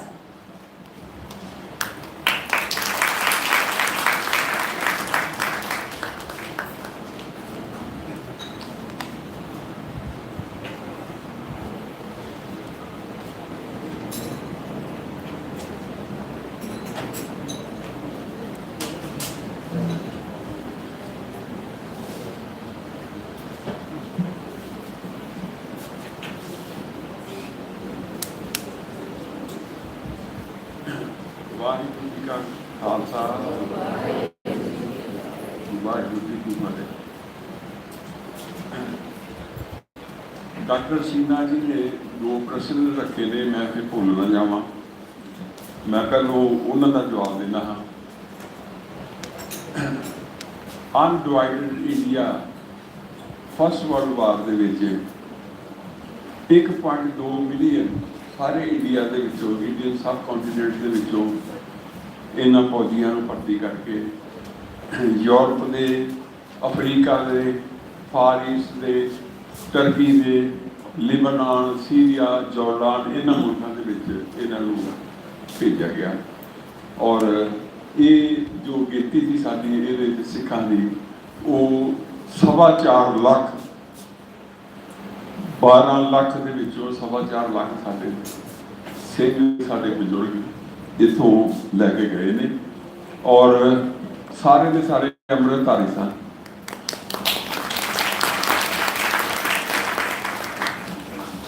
ਦੂਸਰੀ ਗੱਲ ਇਹ ਮੈਂ ਦੱਸਣੀ ਚਾਹਾਂਗਾ ਕਿ ਜਦੋਂ ਅੰਗਰੇਜ਼ਾਂ ਦੀ involvement ਹੋਈ ਤੇ ਅੰਗਰੇਜ਼ਾਂ ਨੇ ਆਪਣੀਆਂ ਕੌਲੋਨੀਜ਼ ਜਿੰਨੀਆਂ ਸਨ 52 ਸਨ ਉਸ ਵੇਲੇ ਚੀਨਾਂ ਦਾ, ਉਹਨਾਂ ਦੇ ਵਿੱਚੋਂ ਸਾਰਿਆਂ ਨੂੰ ਇਹਦੇ ਵਿੱਚ ਇਨਵੋਲਵ ਕਰ ਲਿਆ। ਔਰ ਪੰਜਾਬ ਦੀ ਸਿੱਖਾਂ ਦੀ ਜੋ ਪੋਜੀਸ਼ਨ ਮੈਂ ਆਪ ਜੀ ਨੂੰ ਦੱਸੀ ਹੈ, ਔਰ ਲੱਗਦੇ ਹੱਥ ਮੈਂ ਸੈਕੰਡ ਵਰਲਡ ਵਾਰ ਦਾ ਵੀ ਜ਼ਿਕਰ ਕਰਾਂ, ਇਹਦੇ ਵਿੱਚ 2.5 ਮਿਲੀਅਨ ਸਾਰੇ ਇੰਡੀਅਨ ਸਬ ਕੰਟੀਨੈਂਟ, ਜਿਹਦੇ ਵਿੱਚ ਸਾਰਾ ਇੰਡੀਆ, ਸਾਰਾ ਪਾਕਿਸਤਾਨ, ਨੇਪਾਲ, ਬੰਗਲਾਦੇਸ਼, ਤੁਸੀਂ ਅੰਦਾਜ਼ਾ ਲਾ ਲਓ ਵੀ ਉਹਦੇ ਵਿੱਚ ਅਸੀਂ ਲਗਭਗ 1% ਤੋਂ ਵੀ ਥੱਲੇ ਸੀ। ਔਰ ਸਾਡੀ ਜਿਹੜੀ ਗਿਣਤੀ ਹੈ ਉਹ 6.25 ਲੱਖ ਸਿੱਖਾਂ ਨੂੰ ਉਹਦੇ ਵਿੱਚ ਭਰਤੀ ਕੀਤੀ। ਮੈਂ ਹੁਣ ਪੰਜਾਬੀ ਦੇ ਵਿੱਚ ਹੀ ਬੋਲਾਂਗਾ ਕਿਉਂਕਿ ਆਪ ਜੀ ਨੇ ਸਾਰਾ ਸੁਣਿਆ ਹੈ ਡੋਮਿਨਿਕ ਦੇ ਕੋਲੋਂ। ਔਰ ਦੂਸਰੀ ਗੱਲ ਇਹ ਵੀ ਮੈਂ ਆਪ ਜੀ ਨੂੰ ਦੱਸਣਾ ਚਾਹੁੰਦਾ ਹਾਂ ਕਿ ਜੇ ਤੁਸੀਂ ਯੂਰਪ ਦੇ ਵਿੱਚ ਜਾਓ ਤੇ ਉੱਥੋਂ ਦੇ ਜਿਹੜੇ ਲੋਕ ਨੇ, ਕੋਈ ਵੀ ਸੈਮੀਨਾਰ ਹੁੰਦਾ ਹੈ, ਕੋਈ ਉਹਨਾਂ ਦੀ ਪ੍ਰੈਸ ਸਟੇਟਮੈਂਟ ਹੁੰਦੀ ਹੈ, ਉਹ ਉਹਨਾਂ ਦੀ ਆਪਣੀ ਮਾਤ ਭਾਸ਼ਾ ਦੇ ਵਿੱਚ ਹੁੰਦੀ ਹੈ। ਔਰ ਉਹ ਹਮੇਸ਼ਾ ਕਹਿੰਦੇ ਨੇ ਵੀ ਠੀਕ ਆ, ਅਸੀਂ ਤਾਂ ਡੱਚ ਬੋਲਾਂਗੇ, ਅਸੀਂ ਇਟਾਲੀਅਨ ਬੋਲਾਂਗੇ, ਅਸੀਂ ਫਰੈਂਚ ਬੋਲਾਂਗੇ, ਅਸੀਂ ਸਪੈਨਿਸ਼ ਬੋਲਾਂਗੇ, ਲੇਕਿਨ ਤੁਸੀਂ ਆਪਣਾ ਇੰਟਰਪ੍ਰੀਟਰ ਨਾਲ ਲੈ ਕੇ ਆਓ ਜਿਹੜਾ ਕਿ ਤੁਹਾਨੂੰ ਦੱਸ ਸਕੇ। ਤੇ ਇਸ ਕਰਕੇ ਸਾਡੀ ਮਾਂ ਬੋਲੀ ਦਾ ਵੀ ਸਾਨੂੰ ਸਤਿਕਾਰ ਕਰਨਾ ਚਾਹੀਦਾ ਹੈ। ਔਰ ਮੈਂ ਇਹੋ ਜਿਹੀ ਥਾਂ 'ਤੇ ਆਇਆ ਹਾਂ, ਖਾਲਸਾ ਕਾਲਜ, ਜਿੱਥੋਂ ਮੈਂ ਪੜ੍ਹ ਕੇ ਗਿਆ। ਔਰ ਅੱਜ ਮੈਂ ਬੋਲ ਰਿਹਾ ਤੇ ਮੈਂ ਪੰਜਾਬੀ ਦੇ ਵਿੱਚ ਬੋਲਣ ਦੀ ਇਜਾਜ਼ਤ ਲਵਾਂਗਾ। ਬਰਤਾਨਵੀ ਭਾਰਤੀ ਫੌਜਾਂ ਨੇ ਦੋਵਾਂ ਸੰਸਾਰ ਯੁੱਧਾਂ ਵਿੱਚ ਵੱਡੀ ਭੂਮਿਕਾ ਨਿਭਾਈ ਹੈ। ਕਾਮਨਵੈਲਥ ਦੇਸ਼ਾਂ ਦੇ 17 ਲੱਖ ਪੁਰਸ਼ ਅਤੇ ਇਸਤਰੀਆਂ ਨੇ, ਜਿਨ੍ਹਾਂ ਵਿੱਚ 1,69,700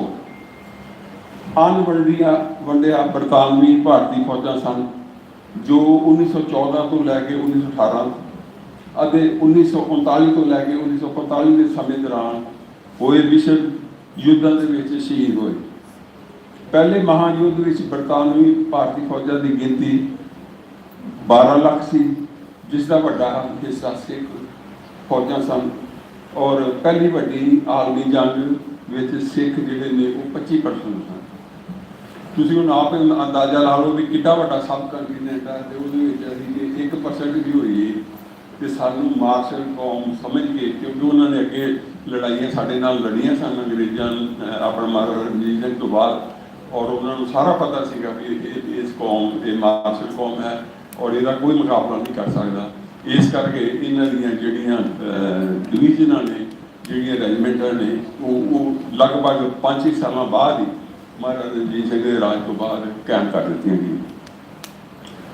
ਪਹਿਲੇ ਸੰਸਾਰ ਯੁੱਧ ਵਿੱਚ ਸਿੱਖਾਂ ਨੇ ਯੂਰਪ ਦੇ ਵਿੱਚ France, Belgium, Germany, Italy, Malta, Romania ਅਤੇ ਬਰਤਾਨੀਆ ਦੇ ਵਿੱਚ ਵੀ ਸਿੱਖਾਂ ਦੀਆਂ ਸਮਾਧਾਂ ਹਨ।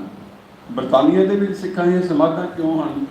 ਕਿਉਂਕਿ ਜਦੋਂ ਇੱਥੇ ਜ਼ਖਮੀ ਹੋ ਜਾਂਦੇ ਸਨ ਫਰਾਂਸ ਦੇ ਵਿੱਚ ਜਾਂ ਬੈਲਜੀਅਮ 'ਚ ਜਾਂ ਜਰਮਨੀ ਦੇ ਵਿੱਚ, ਔਰ ਇਹਨਾਂ ਨੂੰ ਟਰਾਂਸਪੋਰਟ ਕੀਤਾ ਜਾਂਦਾ ਸੀ ਇੰਗਲੈਂਡ ਦੇ ਵਿੱਚ, ਔਰ ਉੱਥੇ ਫਿਰ ਕਈ ਜ਼ਖਮਾਂ ਦੀ ਤਾਪ ਨਾ ਸਹਿੰਦੇ ਹੋਏ ਉੱਥੇ ਹੀ ਸ਼ਹੀਦ ਹੋ ਗਏ ਤੇ ਉਹਨਾਂ ਦੀਆਂ ਵੀ ਉੱਥੇ ਸਮਾਧਾਂ ਬਣਾਈਆਂ ਗਈਆਂ। ਇਹ ਕਾਰਨ ਹੈ ਕਿ ਬਰਤਾਨੀਆ ਦੇ ਵਿੱਚ ਵੀ ਹਨ। ਉਸ ਤੋਂ ਇਲਾਵਾ ਅਫਰੀਕਾ, ਕੀਨੀਆ ਅਤੇ ਤਨਜ਼ਾਨੀਆ, ਏਸ਼ੀਆ ਦੇ ਵਿੱਚ ਹਾਂਗਕਾਂਗ, ਭਾਰਤ ਅਤੇ ਟਰਕੀ, ਔਰ ਮਿਡਲ ਈਸਟ ਦੇ ਵਿੱਚ ਮਿਸਰ, ਈਰਾਨ, ਇਰਾਕ, ਇਜ਼ਰਾਈਲ, ਪੈਲਸਤੀਨ, ਸੀਰੀਆ।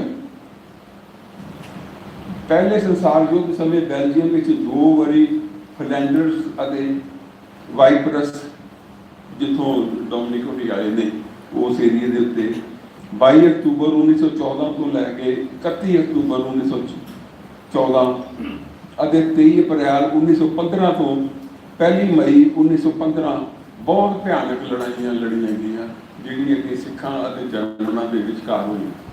ਇੱਥੇ ਮੈਂ ਵੀ ਆਪ ਜੀ ਨੂੰ ਦੱਸਣਾ ਚਾਹੁੰਦਾ ਹਾਂ ਕਿ ਇਹ ਸਾਡੇ ਲਈ ਇੰਨੇ ਮਿਹਰਬਾਨ ਨੇ ਉੱਥੋਂ ਦੀਆਂ ਸਰਕਾਰਾਂ ਜਾਂ ਉੱਥੋਂ ਦੇ ਲੋਕ, ਜਿਹੜੀ ਥਾਂ ਦੇ ਉੱਤੇ ਸਿੱਖ ਪਹਿਲੀ ਵਾਰੀ ਬਗਾਨੀ ਧਰਤੀ ਦੇ ਉੱਤੇ ਜਾ ਕੇ ਜਰਮਨਾਂ ਦੇ ਨਾਲ ਲੜੇ ਨੇ, ਉਸੇ ਥਾਂ ਦੇ ਉੱਤੇ ਸਾਡਾ ਜਿਹੜਾ ਪਹਿਲਾ ਮੋਨੂਮੈਂਟ ਹੈ ਸਿੱਖਾਂ ਦਾ, ਪੂਰਨ ਗੁਰਮਰਿਆਦਾ ਅਨੁਸਾਰ 5 ਪੈਰਾਂ ਨਾਲ ਉਹਦਾ ਉਦਘਾਟਨ ਖਾਲਸੇ ਦੀ 3ਵੀਂ ਸ਼ਤਾਬਦੀ ਨੂੰ 1999 ਨੂੰ ਉਹ ਸਥਾਪਿਤ ਕੀਤਾ ਹੈ। ਔਰ ਅੱਜ ਬੈਲਜੀਅਮ ਦੇ ਵਿੱਚ 3 ਯਾਦਗਾਰਾਂ ਹਨ ਸਿੱਖਾਂ ਦੀਆਂ, ਔਰ ਇਸੇ ਤਰ੍ਹਾਂ ਸੈਕਟਰ ਪਰਿਵਾਰ ਦੇ ਵਿੱਚ ਇਟਲੀ ਦੇ ਵਿੱਚ ਜਿਹੜੀਆਂ ਨੇ ਉਹ 9 ਯਾਦਗਾਰਾਂ ਸਿੱਖਾਂ ਦੀਆਂ ਪੂਰਨ ਗੁਰਮਰਿਆਦਾ ਅਨੁਸਾਰ 5 ਪੈਰਾਂ ਦੀ ਅਗਵਾਈ ਦੇ ਵਿੱਚ ਇਹ ਕਾਇਮ ਹੋਈਆਂ।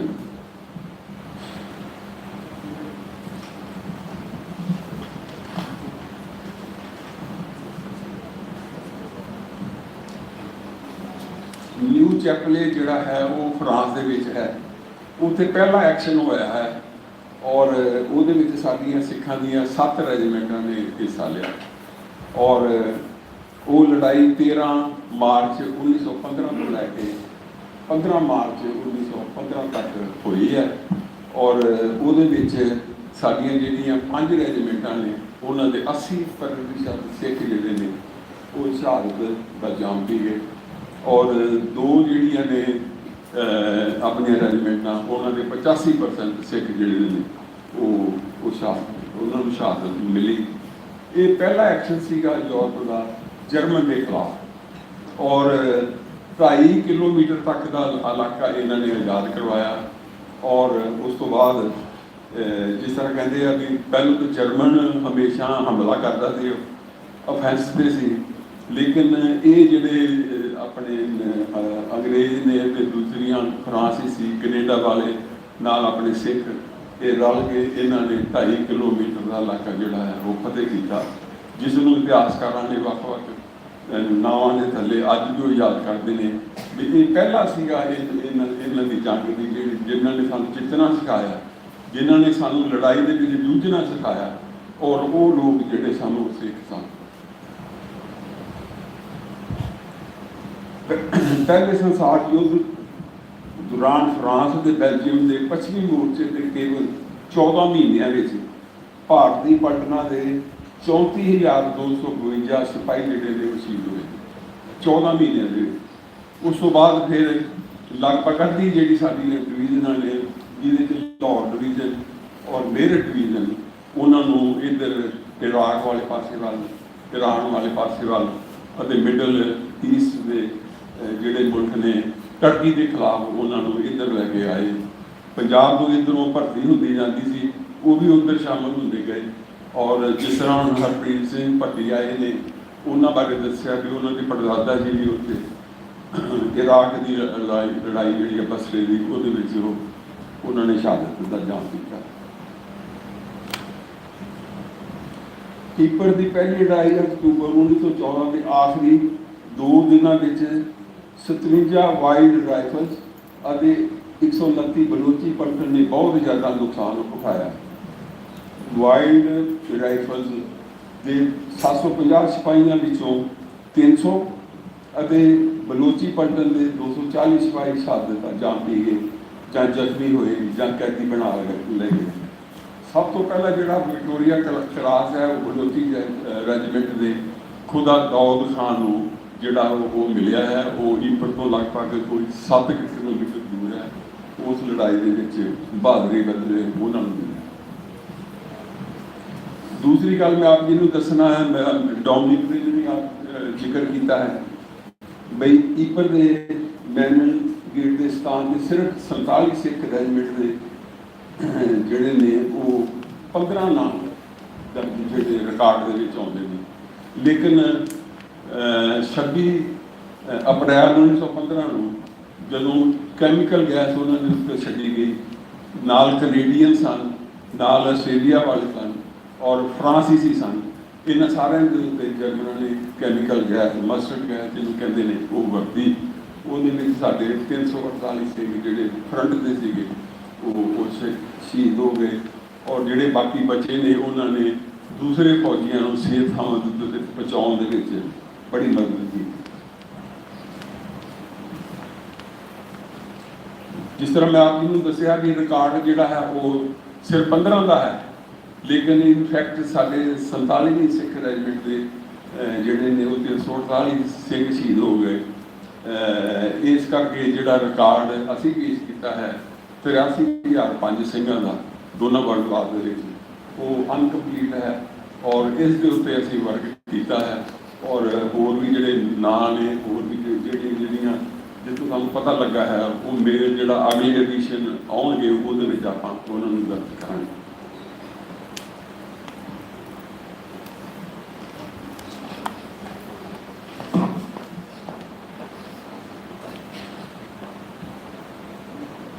मैं आप जी ने भी जिक्र किया शुरू के भी नव चैपले की लड़ाई जोड़ा ऑफेंस सीगा जोड़ा पहला इन्होंने यूरोपियन ने जर्मन के खिलाफ किया और वो आप देख सकते हो कि 2.5 किलोमीटर का इलाका जोड़ा है उन्होंने आज़ाद करवाया और बेलजियम के 2 लड़ाइयाँ सिखा ने लड़ियाँ ने, लाहौर डिवीजन और बाद मेरठ डिवीजन और सिकंदराबाद ब्रिगेड भी वो नाल शामिल होए और 8 जिहड़ियां लड़ाइयां ने वो फ्रांस के सिखा ने लड़ियां ने और जित प्राप्त की।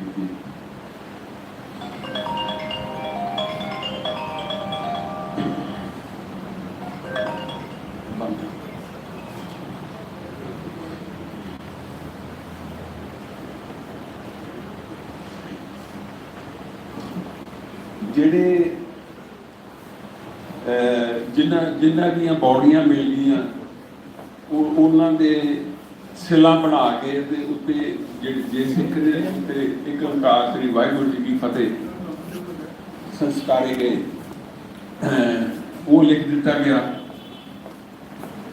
और थले उस सिंह का नाम सॉरी वाहिगुरू जी का खालसा वाहिगुरू जी की फतेह और उसके थले बाद अंग्रेजी के उसका नाम उसकी रेजिमेंट का नाम डेट ऑफ एक्शन जिहड़े दिन वो शहीद होए ने वो दर्ज किया गया सारी दुनिया के। और इस तरह जिहड़े हिंदू वीर ने जिन्हां दे विच बहुत वड्डी गिनती जिहड़ी है गोरखियां दी है जां राजपूत हैं उन्होंने भी इसी तरह समाधा बना के सिला ला के भगवत गीता के जोड़े पवित्र शब्द ने ओम नमे नमो इस तरह के करके शुरुआत ने करते हैं और इसी तरह जो मुसलमान शहीद हुए हैं उन्होंने कुरान शरीफ के जो पहला शब्द है बिस्मिल्लाह का शब्द उन्होंने कहते हैं वो थले जिक्र जो इराक के बसरा स्मारक में सब तो वध 33,367 ब्रिटिश इंडियन सिपाहियों को याद रखा गया है, मतलब वो शहीद होए। इसी तरह ही Delhi India Gate Memorial 12,321 New Chapelle France जी लड़ाई का उन्होंने जिक्र किया है उसमें 5,015 हमारा इराक के शमशान घाट में वड्डी संख्या में समाधा है। समाधा का मतलब है कि बॉडियां उन्होंने मिल गई उन्होंने धार्मिक कीर्तन के नाम संस्कार करके उन्होंने सिला लाइया। इसी तरह ही बगदाद के जंगी शमशान घाट में 2513 मारबूल जंगी शमशान घाट फ्रांस में 1,002 समाधा हैं। ਬ੍ਰਿਟਿਸ਼ ਭਾਰਤੀ ਸ਼ਹੀਦ ਪਹਿਲਾ ਸੰਸਾਰ ਯੁੱਧ ਦੇ ਵਿੱਚ 80,482 ਸਾਰੇ ਇੰਡੀਆ ਦੇ ਜਿਹੜੇ ਨੇ ਉਹ ਸ਼ਹੀਦ ਹੋਏ ਨੇ। ਹੁਣ ਆਪਣੇ ਸ਼ੀਨਾ ਸਾਹਿਬ ਦਾ ਜਿਹੜਾ ਜਵਾਬ ਹੈ ਉਹਦੇ ਵਿੱਚ ਅਸੀਂ 41,000 ਲਗਭਗ ਫਸਟ ਵਰਲਡ ਵਾਰ ਦੇ ਵਿੱਚ ਸਾਡੇ ਸਿੱਖਾਂ ਨੇ ਸ਼ਾਮਲ ਪ੍ਰੋਬਲਮ ਕੀਤੀ।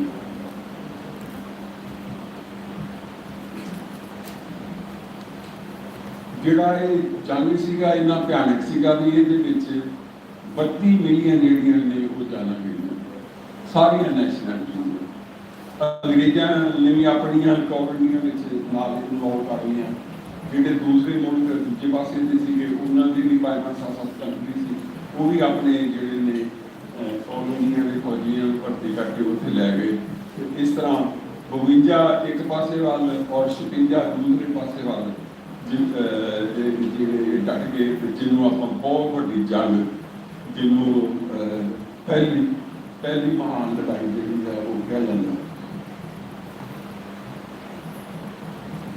ਉਸ ਤੋਂ ਇਲਾਵਾ ਜਿਹੜੇ ਜਿਸ ਤਰ੍ਹਾਂ ਮੈਂ ਆਪ ਨੂੰ ਜ਼ਿਕਰ ਕੀਤਾ ਹੈ ਵੀ 37 ਮਿਲੀਅਨ ਫੌਜੀਆਂ ਤੇ ਨਾਲ ਸਿਵੀਲੀਅਨ ਵੀ, ਕਿਉਂਕਿ ਲੜਾਈ ਦੇ ਵਿੱਚ ਉੱਥੇ ਜਿਸ ਤਰ੍ਹਾਂ ਦੀ ਬੰਬਾਰਡਮੈਂਟ ਹੁੰਦੀ ਸੀ, ਜਿਸ ਤਰ੍ਹਾਂ 200 ਜਹਾਜ਼ ਜਾਂਦੇ ਸੀਗੇ ਤੇ ਬਹੁਤ ਨੁਕਸਾਨ ਹੋਇਆ।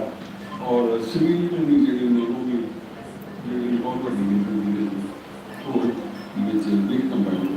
ਹੁਣ ਮੈਂ ਥੋੜ੍ਹਾ ਜਿਹਾ ਸੈਕੰਡ ਵਰਲਡ ਵਾਰ ਦਾ ਦੱਸ ਕੇ ਮੈਂ ਆਪ ਜੀ ਤੋਂ ਮੰਗਾਂਗਾ, ਕਿਉਂਕਿ ਸਮੇਂ ਦੀ ਘਾਟ ਨੂੰ ਤੇ ਨਾਲੇ ਆਪਣੇ ਹੋਰ ਵੀ ਜਿਹੜੇ ਕੋਈ ਸੱਜਣ ਨੇ ਉਹਨਾਂ ਨੇ ਆਪ ਜੀ ਨੂੰ ਜਾਣਕਾਰੀ ਦੇਣੀ ਹੈ।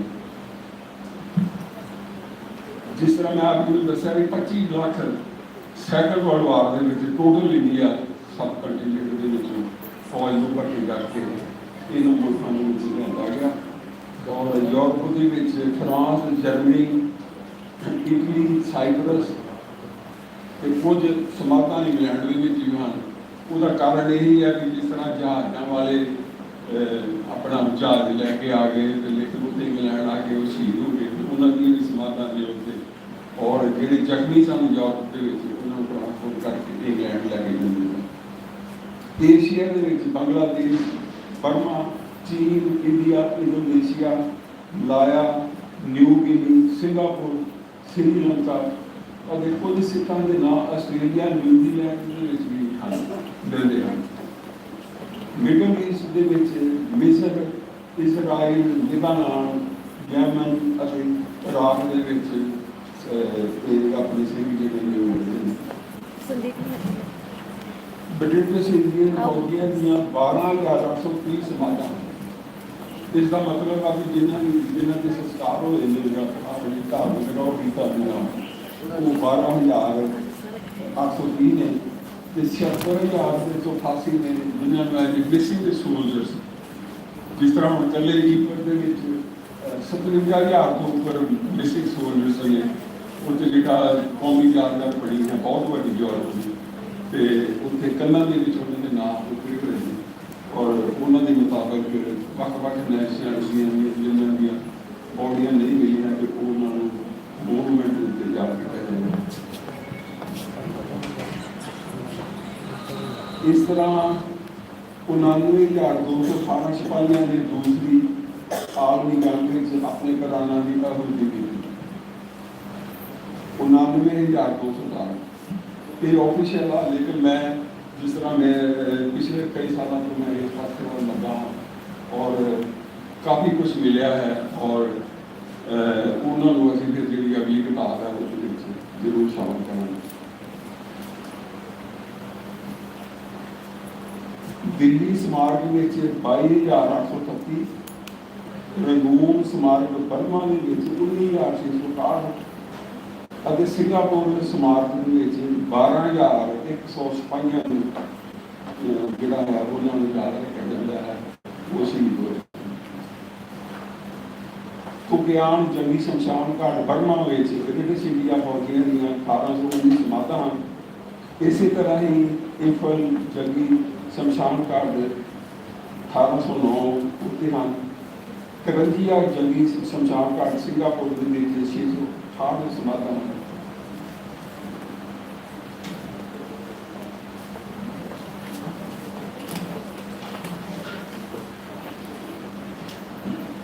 बर्मा, भारत, सिंगापुर, इटली, मिस्र, इराक, इंडोनेशिया के समारकों के बहुत सारे सिख फौजियों के नाम उतरे हुए हैं। और दूसरे संसार युद्ध कुल 99,218 रिकॉर्डेड जोड़े ने कॉमनवेल्थ गार्ड ग्रेट मिशन के मुताबिक वो सारे अपने जवान जोड़े इंडिया के शहीद हुए।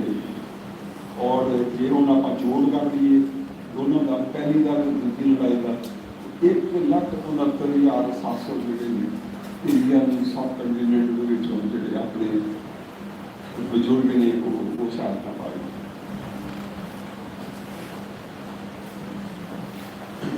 उस तो बाद फिर जिसमें सब तो वड्डी ये गल हुई जो ये चीज़ां उजागर कीतियां गईयां यूरोप दे विच और सानू ये फायदा होया भी सरकारां तां हैरान रह गई, लोग हैरान रह गए और कई बड़े बड़े शहर फ्लोरेंस वर्गे पीपर जिथे अपने सिंहां ने 2 बरी रखा की है और होर नब सकते इस तरह इराक दे विच ते दूसरा अपना कैलीफोर्निया की लड़ाई। तो ये सारा कुछ पा के जो सरकारों लोगों को पता लगा है क्योंकि असी वर्क करते थे मैनू 1996 तो मैं इस पास वाल लगा सी और मैं सारी सरकारों लिखा बड़े बड़े अफसरों को मिलया और जब मैं अपना रिकॉर्ड जो मेरी किताबां आ गई मैं उन्होंने अगे पेश किया तो उन्होंने उस उदारता के नाल उस प्यार के सत्कार के नाल सानू थावां दित्तियां, सानू आर्कीटैक्ट दिता और साडी कौम ने यूरोप की कौम ने इन्होंने जो माया है गुरु घरां ने और सारे सिंघां ने इन्होंने इकट्ठी करके जो 3 यादगार बेल्जियम के और 9 यादगार इटली बनी।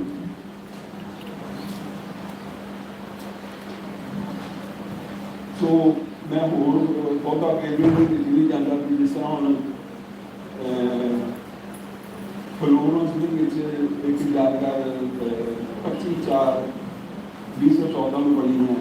पंजाब बलोड़ा जोड़ा है शहर बहुत बड़ा जिसे गुरुद्वारा है पहला इटली का वो स्थान भी बहुत बड़ी यादगार बनी है। वो कमेटी ने जिन्होंने आप टाउन हॉल कहते हैं उन्होंने बनाई है।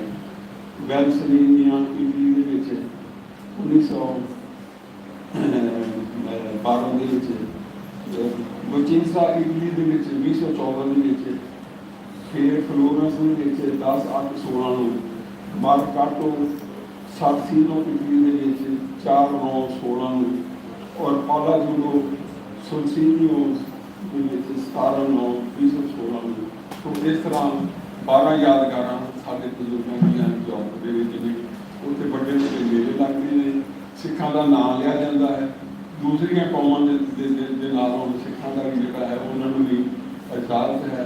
उन्होंने बड़े बड़े जो गुजरते साड़ी कौम वालों जाके उत्थे के बेल्जियम वाले या हालैंड वाले या इटली वाले प्रधानमंत्री या बड़े फौजी अफसर जो उन्होंने सलूक करते हैं कि असी भी साडा भी नाम लैके भी सानू सद्या जाता है। असी भी इन्होंने सालों को उत्थे एक कार्य जो लोग करते हैं और मैनू इस गल का मान है कि चलो जो कुछ आप इतने सीखा खालसा कॉलेज और इतों मजबूत नींहां होने करके जिस तरह भी सानू प्यार किया गया कि तुसी जो भी काम करना है वो दृढ़ता होनी चाहिए और वो सिंसियरिटी होनी चाहिए और दिलों ला के ये काम करने चाहिए। वो चीज़ां असीं इत्थे इन्हां ग्राउंडां दे विच मैं आप खुद 3 साल इतने फुटबॉल का मैं खिडारी रहा हाँ साड़ी इतों खालसा कॉलेज की टीम के और इतों मैं पढ़ के गया हाँ। ये सारी चीज़ों का जोड़ा फायदा ये सानू उधर इंटरनेशनल कम्यूनिटी के नाल काम करके मिल रहा है और सानू इस गल की खुशी है। मैं आप जी का खालसा कॉलेज अमृतसर का इन्हों की मैनेजमेंट का होर भी जिन्हें सच्चे मेरे मैं दिलों धन्यवाद करता हाँ। इन शब्दों के नाल मैं गल कर सका। वाहिगुरू जी का Khalsa.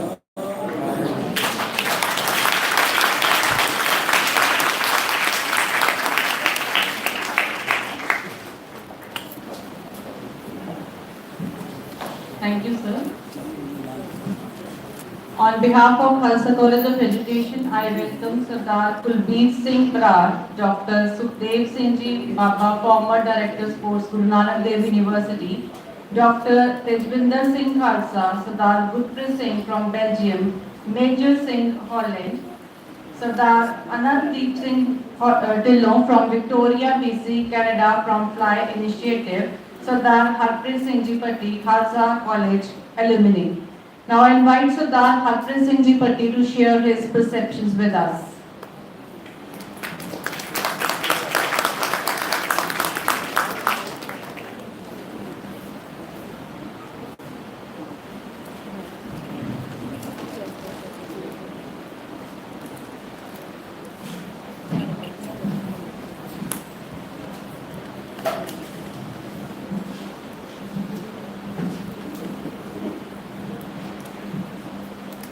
Delegation, European delegation led by Honorable Dr.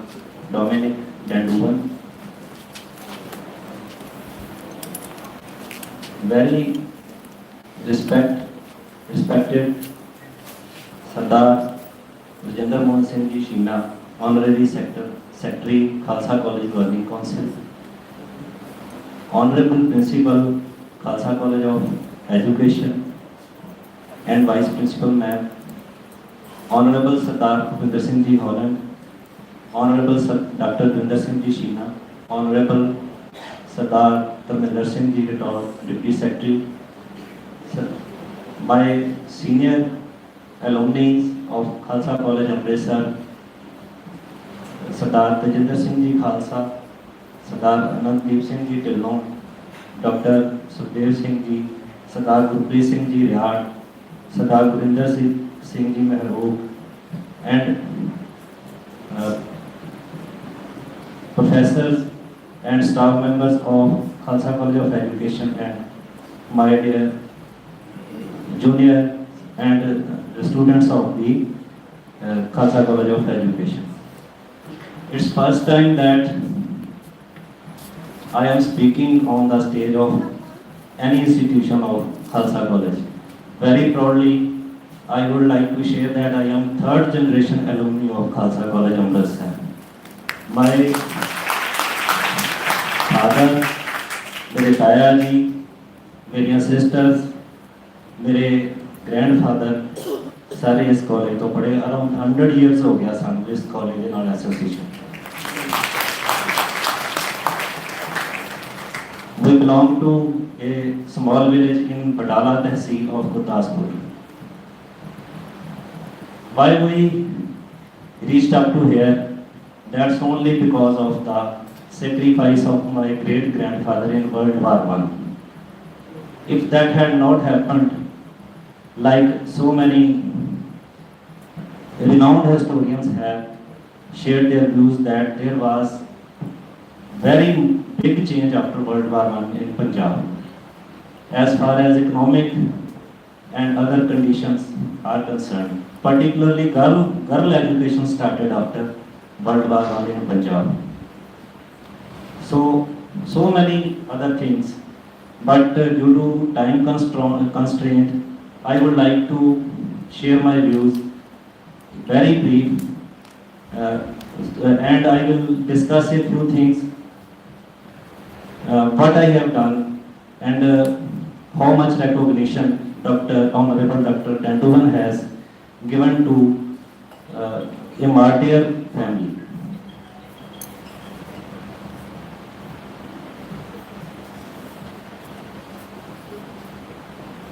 Very first, I would like to show you the medal which is called Dead Man's Penny.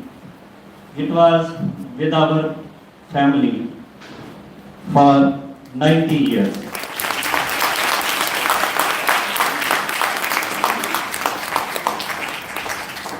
This medal was given to my great grandmother around 1920 by Deputy Commissioner Gurdaspur in a very beautiful case with a scroll with sign of my great grandfather. But so many things were lost during the partition. So this medal and one or two other medals were with us, but we don't know what is the significance of these medals. Somehow family protected all these things during partition and bring that from Lailpur to our native place in Patala Tehsil. So the other medals which one have been shown by Dr. Tenduvan, that is this, the Great War, something written on that. And one other medal is there. After this program you can have a look.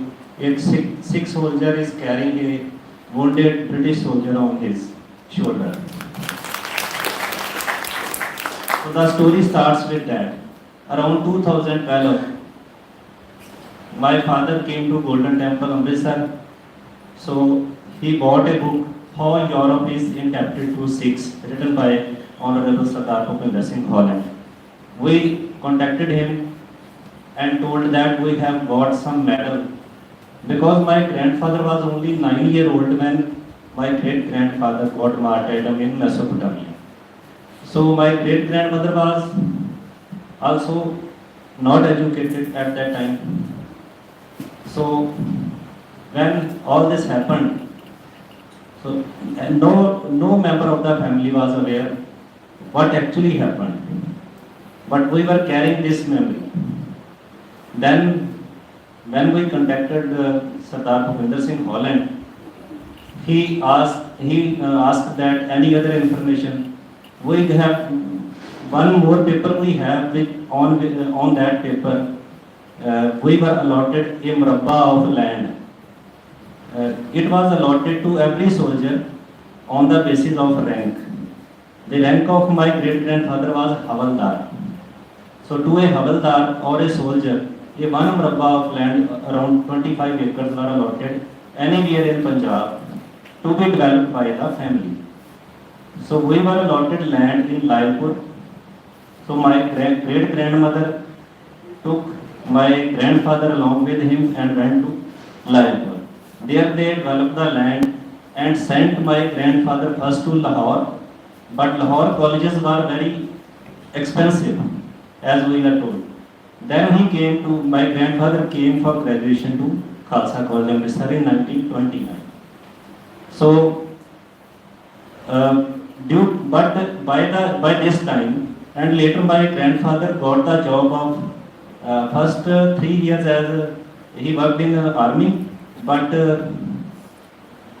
he met with a British officer in the village during holidays. Two memories I would like to share, sir, here. ਕਿ ਉਹ ਸਾਨੂੰ ਦੱਸਦੇ ਸੀ ਸਾਡੇ ਦਾਦਾ ਜੀ ਕਿ Khalsa college ਤੋਂ ਜਦੋਂ ਛੁੱਟੀਆਂ ਹੁੰਦੀਆਂ ਸੀ ਤੇ ਅਸੀਂ ਘਰਾਂ ਨੂੰ ਜਾਂਦੇ ਸੀ ਤੇ ਸਾਨੂੰ ਟੁੱਥਪੇਸਟ ਤੇ ਚਾਹ ਪੱਤੀ ਫ੍ਰੀ ਦਿੰਦੇ ਸੀ ਕਿਉਂਕਿ ਲੋਕ ਪੀਂਦੇ ਨਹੀਂ ਸੀ ਤੇ ਨਾ ਟੁੱਥਬ੍ਰਸ਼ ਯੂਜ਼ ਕਰਦੇ ਸੀ ਤਾਂ ਬ੍ਰਿਟਿਸ਼ਰਸ ਉਦੋਂ ਟਾਂਗੇ ਭਰ ਦਿੰਦੇ ਹੁੰਦੇ ਸੀ ਕਿ ਪਿੰਡਾਂ 'ਚ ਲੈ ਕੇ ਜਾਓ ਪਿੰਡਾਂ ਤੋਂ ਕਹਿੰਦੇ ਅਸੀਂ ਦੇਸੀ ਘਿਓ ਲਿਆਉਣਾ ਤੇ ਇਹ ਚੀਜ਼ਾਂ ਉਹਨਾਂ ਨੇ ਪਿੰਡਾਂ ਤੱਕ ਇਸ ਤਰ੍ਹਾਂ ਪਹੁੰਚਾਈਆਂ ਦੂਸਰਾ ਜਦੋਂ ਜਦੋਂ ਹਾਲ ਗੇਟ ਤੋਂ ਬਾਹਰ ਨੂੰ ਨਿਕਲਦੇ ਸੀ ਲੋਕ ਦਰਵਾਜ਼ੇ ਖੁੱਲ੍ਹਦੇ ਸੀ ਅੰਮ੍ਰਿਤਸਰ ਦੇ ਰਾਹੀਂ ਤੇ ਬਾਗ ਹੀ ਬਾਗ ਸੀ ਤੇ ਇਹ ਗੇਟਾਂ ਦੇ ਬਾਹਰ ਰੇਹੜੀ ਲਾ ਕੇ ਖੁੰਦੇ ਸੀ ਕਿ ਲਾਹੌਰ 'ਚ ਵੀ ਤੇ ਅੰਮ੍ਰਿਤਸਰ 'ਚ ਵੀ ਤੇ ਚਾਹ ਬਣਾਉਂਦੇ ਹੁੰਦੇ ਸੀ ਫ੍ਰੀ ਤੇ ਟੁੱਥਬ੍ਰਸ਼ ਵੰਡਦੇ ਹੁੰਦੇ ਸੀ ਟੁੱਥਪੇਸਟ ਇਹ ਚਾਹ ਇਹਨਾਂ ਨੇ ਸਾਨੂੰ ਇੱਦਾਂ ਲਾਈ ਹੈ ਹਾਂਜੀ ਔਰ ਅੱਜ ਚਾਹ ਨੇ ਸਾਨੂੰ ਇਹ ਰਿਪਲੇਸ ਕਰਤਾ ਇਹ ਹਰ ਬਾਗ 'ਚ ਘੁੰਮਣ ਰਾਮ ਬਾਗ ਜਾਣ ਵਾਲੇ ਬੰਦੇ ਨੂੰ ਲਾਹੌਰ ਦੇ ਬਾਗਾਂ 'ਚ ਘੁੰਮਣ ਜਾਣ ਵਾਲੇ ਬੰਦੇ ਜਿਹੜੇ ਸਾਡੀ ਪਬਲਿਕ ਉਹਨਾਂ ਨੂੰ ਇਸ ਤਰ੍ਹਾਂ ਸੋ ਇਸ ਤਰ੍ਹਾਂ ਦੀਆਂ ਬੜੀਆਂ ਇੰਟਰਸਟਿੰਗ ਸਟੋਰੀ ਮੈਂ ਇਹਦੇ 'ਚ ਡਿਟੇਲ 'ਚ ਨਹੀਂ ਜਾਊਂਗਾ ਤੋ ਬਟ ਮੇਰੇ ਗ੍ਰੈਂਡਫਾਦਰ ਨੇ ਸਭ ਕੁਝ ਅੱਖੀਂ ਦੇਖਿਆ ਤੋ ਸੋ ਹੀ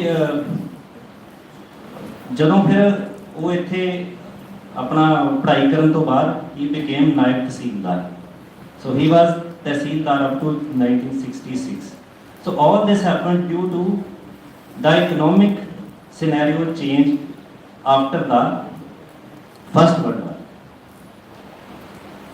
Now I came to कि ਜਦੋਂ ਮੈਨੂੰ when we came to know through Sardar Bhupinder Singh Holland that land papers have number of my great grandfather, army rank and number and all that. So it was around 2012 when I started my research on internet. up to 2010 there was nothing on internet. Facebook actually started in 2014. So we were very much behind. I am lecturer also in the government senior secondary school. I am first batch student of food technology of Khalsa College in this side. So worked with PepsiCo, but in PepsiCo they were 10 years ahead in computers. But when I left the job and came to my native city in academic line, after 7 years, then I again came in contact with computer because it was not available in up to 1999. So we have seen a lot of change. So then we came in contact with the world through internet. Then I started my research because by that time this Sardar Holland have told us that this and this is about your family.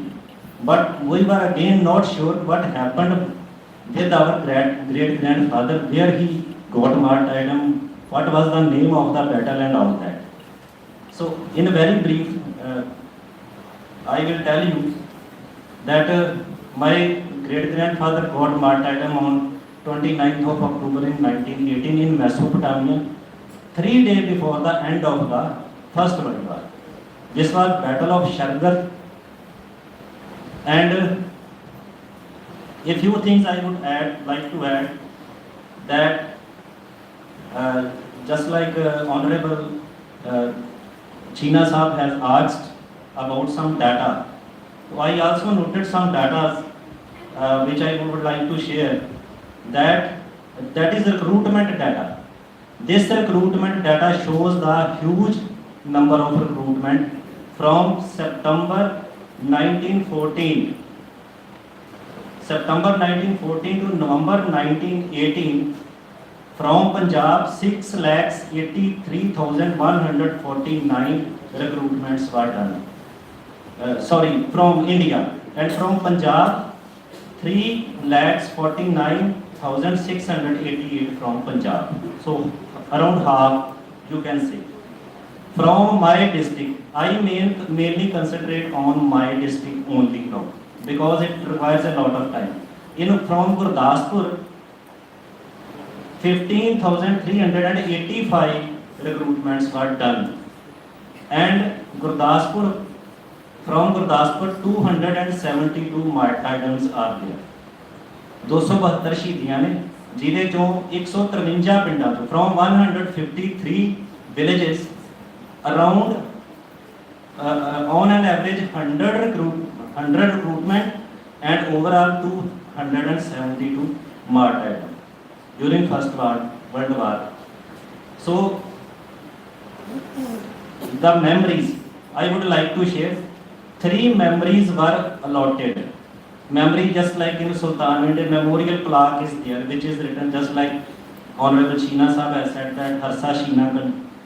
3 memories I came through a book which has a very detail. 3 memories were allotted to Gurdaspur district. 1 village, 2 were installed and 1 somehow not get installed. It is lying with that memorial plaque of marble is lying with the Lahore Museum now. So 1 memory is installed in Guhbut Poker village. Sir, I would like to tell you or share with you. Goth Poker village has more than 1,500 active and ex-servicemen. But during centenary commemoration of World War I, nothing happened.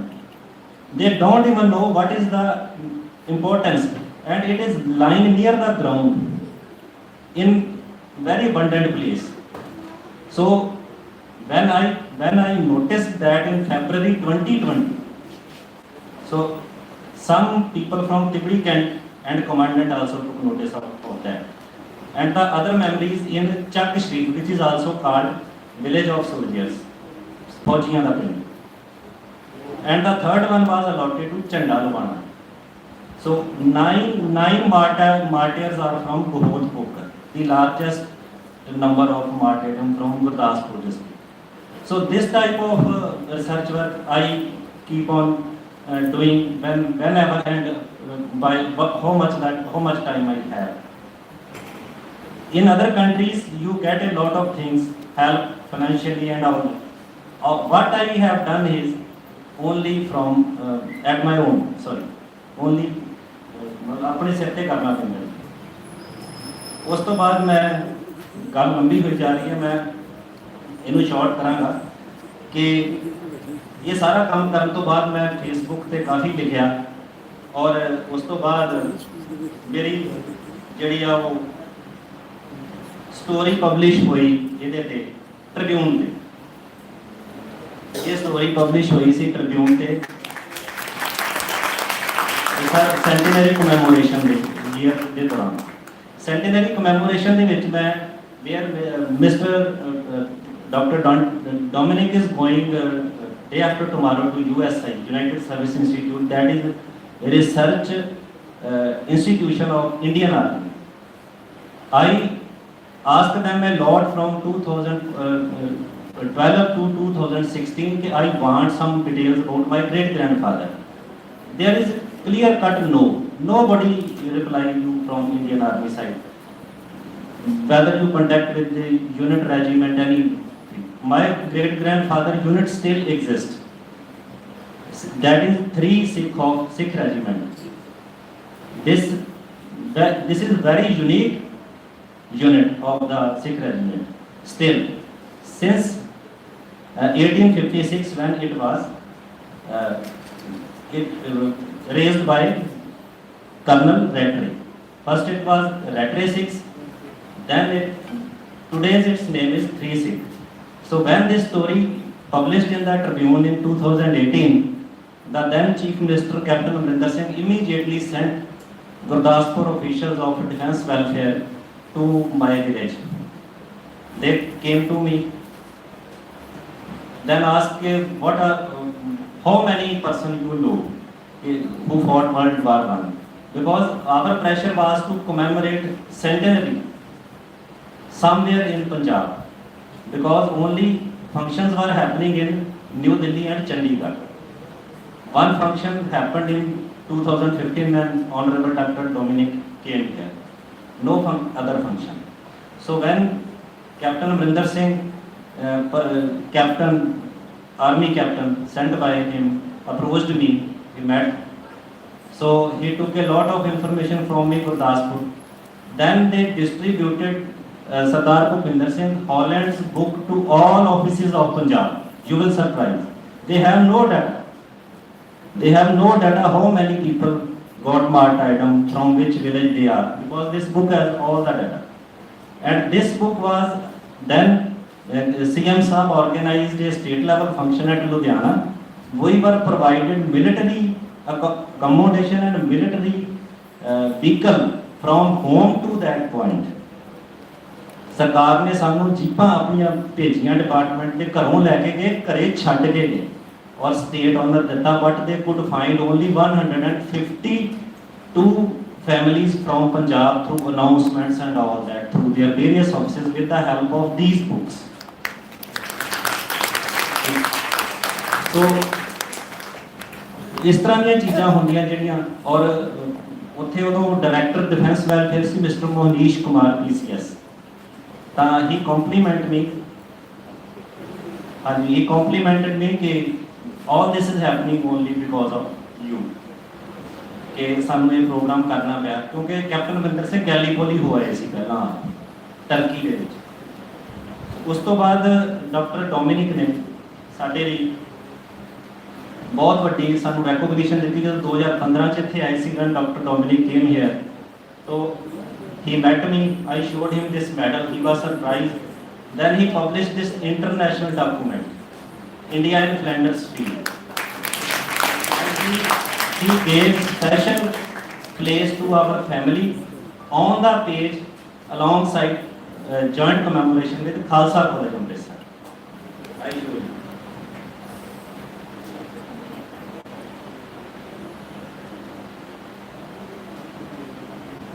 One of the copy of this document is with Khalsa College Amritsar, and this copy was sent by post to me from the United Service Institute of India, that is Indian Army Institute. So then Dr. Dominic arranged an exhibition on 70 years collaboration of Belgium and India in New Delhi. Special expo, 1 month long expo, and he put my and his own big placard in that exhibition for 1 month in New Delhi. Like that. So gave so much recognition. Thank you, sir. So that was a very big thing for a family living in the village, remote border village of Punjab. But I tell you that I was the only fellow, lucky fellow, on correspondence list of British High Commission's Foreign and Commonwealth Office of India, because I could communicate with them that I want documents, I want pictures, I want information about my great grandfather. This is research. And by doing this, I researched a lot in my district. Then there was a question from visiting Saragadi delegation to Khalsa College Amritsar by the then Brigadier and now Major General Celia Jane Harvey of Field Army, British Army, that do you have any memory of your great-grandfather? This inspired us and we raised a memory in our village in 2020.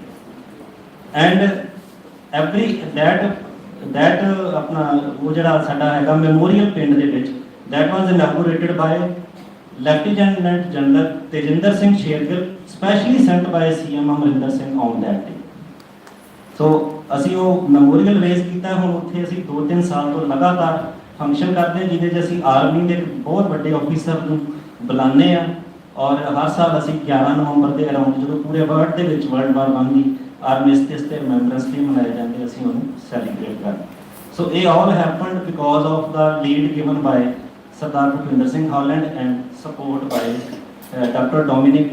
So many things we have to show you but time does not allow. But again I thanks Madam State Secretary and Khalsa College of Education to give me this opportunity to share a few things.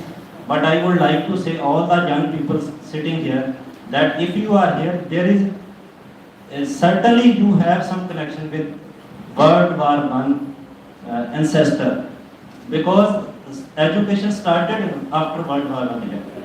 So ਜ਼ਰੂਰ ਤੁਸੀਂ ਆਪਣੇ ਪਿੰਡਾਂ ਦੇ ਵਿੱਚ ਜਾ ਕੇ ਲੱਭੋ ਕੋਈ ਨਾ ਕੋਈ ਕਨੈਕਸ਼ਨ ਤੁਹਾਨੂੰ ਤੁਹਾਡੇ ਪਿੰਡ ਦੇ ਵਿੱਚ World War I ਦਾ ਜ਼ਰੂਰ ਮਿਲੇਗਾ and preserve the memories also. Thank you sir, thank you. I pardon for that. Time taken a little bit more. Thank you, sir. On behalf of Khalsa College of Education, I accord heartiest thanks to Sardar Davinder Singh Cheema, ex-CN with Military Division. We are also thankful to Sardar Gurpreet Singh Ji, Riyad President, Master Cadet Union, Sardar Gurinder Singh Mehro, Sardar Raminder Pal Singh Ji, International Photojournalism. On this auspicious occasion, we feel glad to felicitate our students and honor our worthy guests for sparing their valuable time and gracing the occasion with their benign presence. I request dignitaries on the dais to come forward for the honoring ceremony. Sardar Ravinder Mohan Singh Ji Cheena, Dr. Dominic Denduven, Sardar Bhupinder Singh Ji Holland, Dr. Davinder Singh Ji Cheena, Principal Dr. Harpreet Kaur, Dr. Gurjeet Kaur, Associate Professor.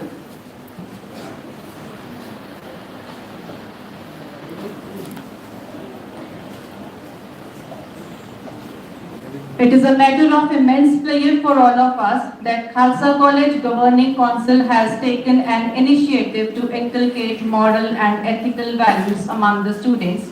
For this, best performance in these activities are awarded with caps of the college who secured merit positions in the Karmik Pariksha conducted in the college on February 21, 2023. In this exam, third position was secured by Shweta, student of BA Sem 4. So I invite Shweta on the stage. All the students kindly come forward.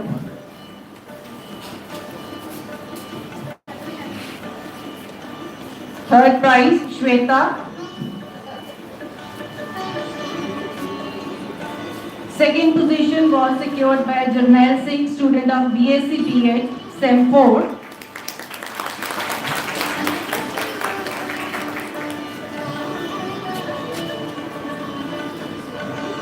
First position was bagged by Rajdeep Kaur, student of B.Ed semester 4. They are awarded with the cash prize and the certificate. We will be honored to honor our worthy guests who spared their valuable time. So I request Sardar Rajinder Mohan Singh Ji China to present a token of love and affection to Mrs. Dominique Denduvel. Ma'am, please come on the stage.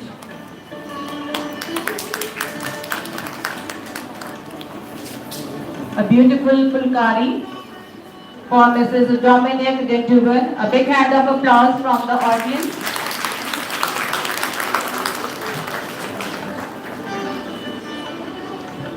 A token of love and affection for Dr. Dominique Denduvel from Belgium. College photograph, so this will remind you of your visit to this historic college. A token of love and affection for Sardar Bhupinder Singh Ji Holland.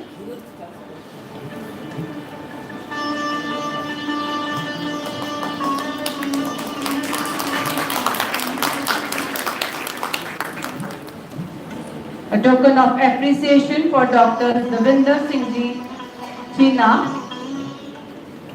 Dr. Davinder Singh Ji China.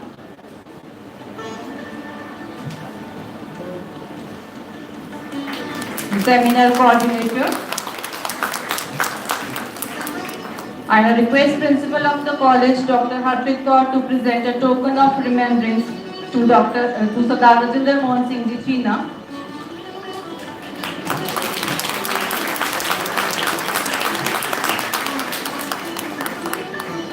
Thank you, sir.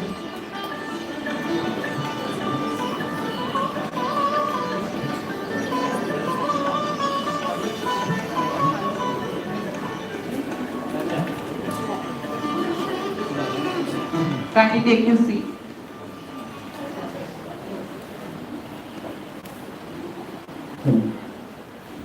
Waheguru ji का खालसा वाहिगुरू जी की फतेह। बोले सो निहाल। Friendship उस friendship है ਜਦੋਂ ਅਸੀਂ ਆਏ ਮਹਿਮਾਨਾਂ ਨੂੰ opportunity of sorry as remarks kind of appreciation remembrance at the same time ਜਿਹੜੇ ਸਾਡੇ ਵਿਜ਼ਿਟਿੰਗ ਡੈਲੀਗੇਸ਼ਨ ਵੀ ਹੁੰਦੇ ਰਹਿੰਦੇ ਆ ਜਾਂ ਵਿਜ਼ਿਟਿੰਗ ਸਾਡੇ ਐਡਮਿਸ਼ਨਸ ਹੁੰਦੇ ਨੇ ਹਿਸਟੋਰੀਅਨ ਆਉਂਦੇ ਆ ਉਹ ਵੀ ਆਪਣੀ ਦਿਲ ਦੀਆਂ ਡੂੰਘਾਈਆਂ ਚੋਂ ਆਪਣੀ ਵਿਰਾਸਤ ਨਾਲ ਸੰਬੰਧਿਤ ਕੁਝ ਸੌਗਾਤਾਂ ਲੈ ਕੇ ਸਾਡੇ ਖਾਲਸਾ ਕਾਲਜ ਦੇ ਕੈਂਪਸ ਵਾਸਤੇ Regina Saab, Sardar Rajinder Mohan Singh Ji China, Honorary Secretary, Khalsa College Money Council, ਉਹਨਾਂ ਵਾਸਤੇ ਜਾਂ ਸਾਡੇ ਜਿਹੜੇ ਪ੍ਰਿੰਸੀਪਲ ਮਾਨਯੋਗ ਪ੍ਰਿੰਸੀਪਲ ਇਹਨਾਂ ਵਾਸਤੇ ਵੀ ਜਾਣਕਾਰੀ ਕਰ ਲੈ ਡਾਕਟਰ ਡੋਮਿਨਿਕ ਜੀ ਦਾ ਹੁਕਮ ਹੋਇਆ ਸੀ ਮੈਨੂੰ ਮੈਂ ਇਹਨਾਂ ਨੂੰ ਸੁਜੈਸਟ ਇਹਨਾਂ ਨੇ ਮੈਨੂੰ ਪੁੱਛਿਆ ਤੇ ਮੈਂ ਇਹਨਾਂ ਨੂੰ ਕਿਹਾ ਠੀਕ ਹੈ ਜੇ ਤੁਸੀਂ ਸਰਟੀਫਿਕੇਟ ਬਣਾ ਕੇ ਲੈ ਕੇ ਆਉਣਾ ਚਾਹੁੰਦੇ ਹੋ that's very much commendable on your part ਤੇ ਇਹਨਾਂ ਨੇ ਕੁਝ ਸਰਟੀਫਿਕੇਟ ਬਣਾ ਕੇ ਲਿਆਉਂਦੇ ਨੇ signed by vice mayor of Ypres city ਦਾ ਹਿਸਟੋਰਿਕ ਇਹਨਾਂ ਦੇ ਮੇਅਰ ਨੇ ਮੈਂ ਸਰਟੀਫਿਕੇਟ ਦੀ ਬੋਰਡਿੰਗ ਪੜ੍ਹਦੇ ਨਾ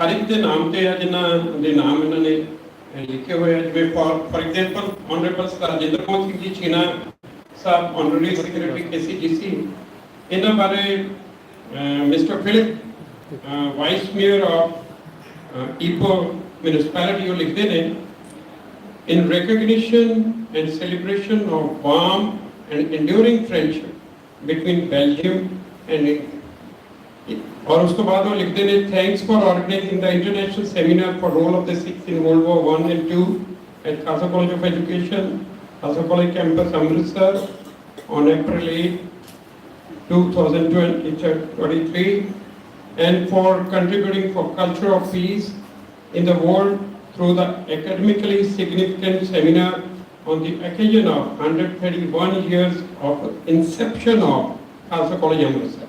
Khalsa College Amrit ਉਹਨਾਂ ਦੀ ਸੋਚ ਦੇਖੋ ਕਿੰਨੀ ਵੱਡੀ ਹੈ ਕਿ 131 ਵਰੇ ਹੋ ਗਏ ਖਾਲਸਾ ਕਾਲਜ ਦੇ origin ਆਏ ਨੂੰ 1892 ਤੋਂ ਲੈ ਕੇ 2023 ਤੱਕ ਉਹਨਾਂ ਨੇ ਇਹਦਾ ਵਿੱਚ ਜ਼ਿਕਰ ਕੀਤਾ। ਸੋ ਪਹਿਲਾ ਸਰਟੀਫਿਕੇਟ ਡਾਕਟਰ ਡੋਮਿਨਿਕ ਦੇਣਗੇ ਆਨਰੇਬਲ ਸਰਦਾਰ ਰਜਿੰਦਰ ਮੋਹਨ ਸਿੰਘ ਜੀ ਚੀਨ, ਔਰ ਨਾਲ ਚੀਨਾ ਸਾਹਿਬ ਲਈ ਇੱਕ ਯਾਦਗਾਰੀ ਪੈਨ ਔਰ ਨਾਲ ਇੱਕ ਸਕਲਪਚਰ ਜਿਹੜਾ ਕਿ ਇਹਨਾਂ ਦੀ ਧਰਤੀ ਨਾਲ ਸੰਬੰਧਿਤ ਹੈ, ਇੱਕ ਯਾਦਗਾਰੀ ਚਿੰਨ੍ਹ। He would explain. Yes, I'll explain this. This is something very special. During the centenary, 100 years of First World War, in Ypres, we created a large work of art which had 600,000 of these statues. And these statues were made by members of the public, each one representing a soldier who was killed in Belgium during the First World War.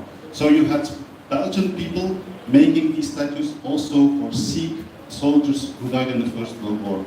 And after the exhibition was over, we recuperated some of these statues, and the design was made by one of our most important contemporary artists in Belgium, and this is one of these statues. I think at this moment this is the only one in India, and I present it to Khalsa. Thank you very much, Dr. Dominic Denderman. Deputy Vadi Soch hai. Next certificate goes to Mr. Harpreet Singh Patti, the young historian, the alumni from Khalsa College, Amritsar, and food technologist. Mr. Harpreet Singh Patti to come on the stage and receive it. And an incredible pen from Ypres municipality. Dominic, sir, please. Photo, please.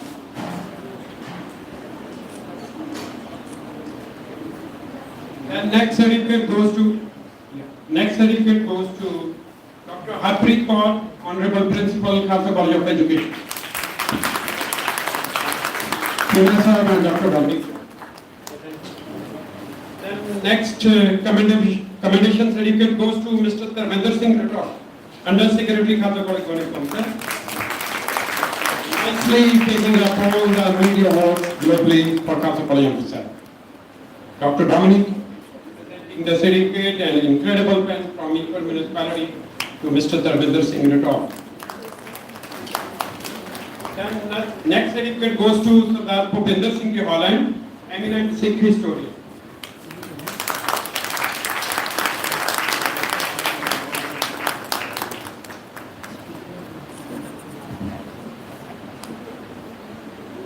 Then next certificate goes to Dr. Maninder Kaur, who had anchored the event today.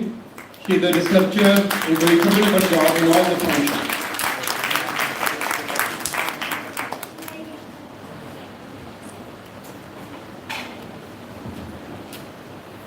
Then next certificate for Mr. Gurinder Singh Mehro for the better coordination between international delegation coming to Khalsa College.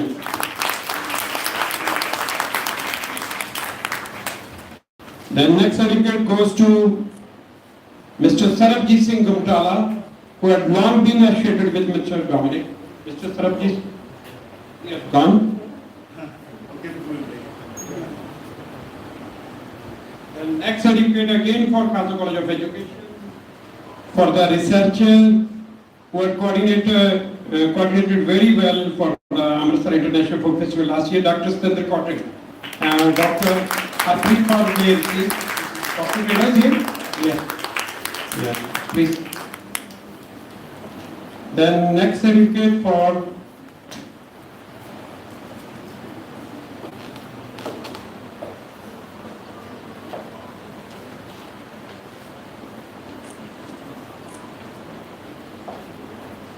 We should not forget my good friend here, Dr. Dominic China, who's always very welcoming and who keeps me through his messages aware of all things happening at Khalsa College. So there you are, and I brought you back to carry everything in it.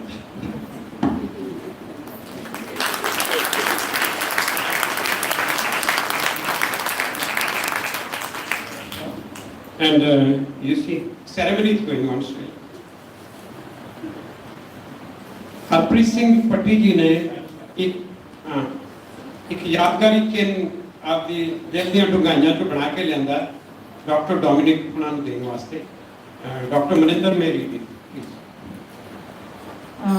Honorable Dr. Dominic Dinduvan, in sacred memory of World War I martyrs, World War I Memorial Saravali. Gratitude to Dr. Dominic Dinduvan, military historian, World Wars researcher, for researching Indian Army and particularly Sikh soldiers' contributions during World Wars on Western fronts and highlighting their sacrifices through books, print media and documentaries, and for giving special coverage to our grandfather Havaldar Kala Singh, 45th Rifle 6, martyr of World War I, Mesopotamia campaign in international document India in Flanders Fields.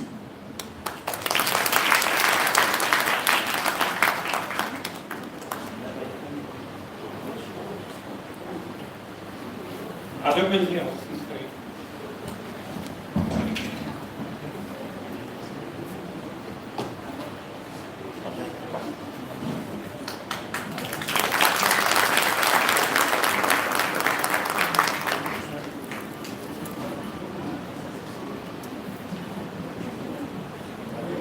पट्टी साहब ब्राउजेस लेके आए Khalsa college जब तिहारी क्योंकि छीना साहब ने जाना सरदार भुपिंदर सिंह जी हॉलैंड उन्होंने Khalsa college Amritsar global alumni association ji के बड़े छीना साहब ने पहुंच लिया कुछ बारे पहला उन्होंने सारे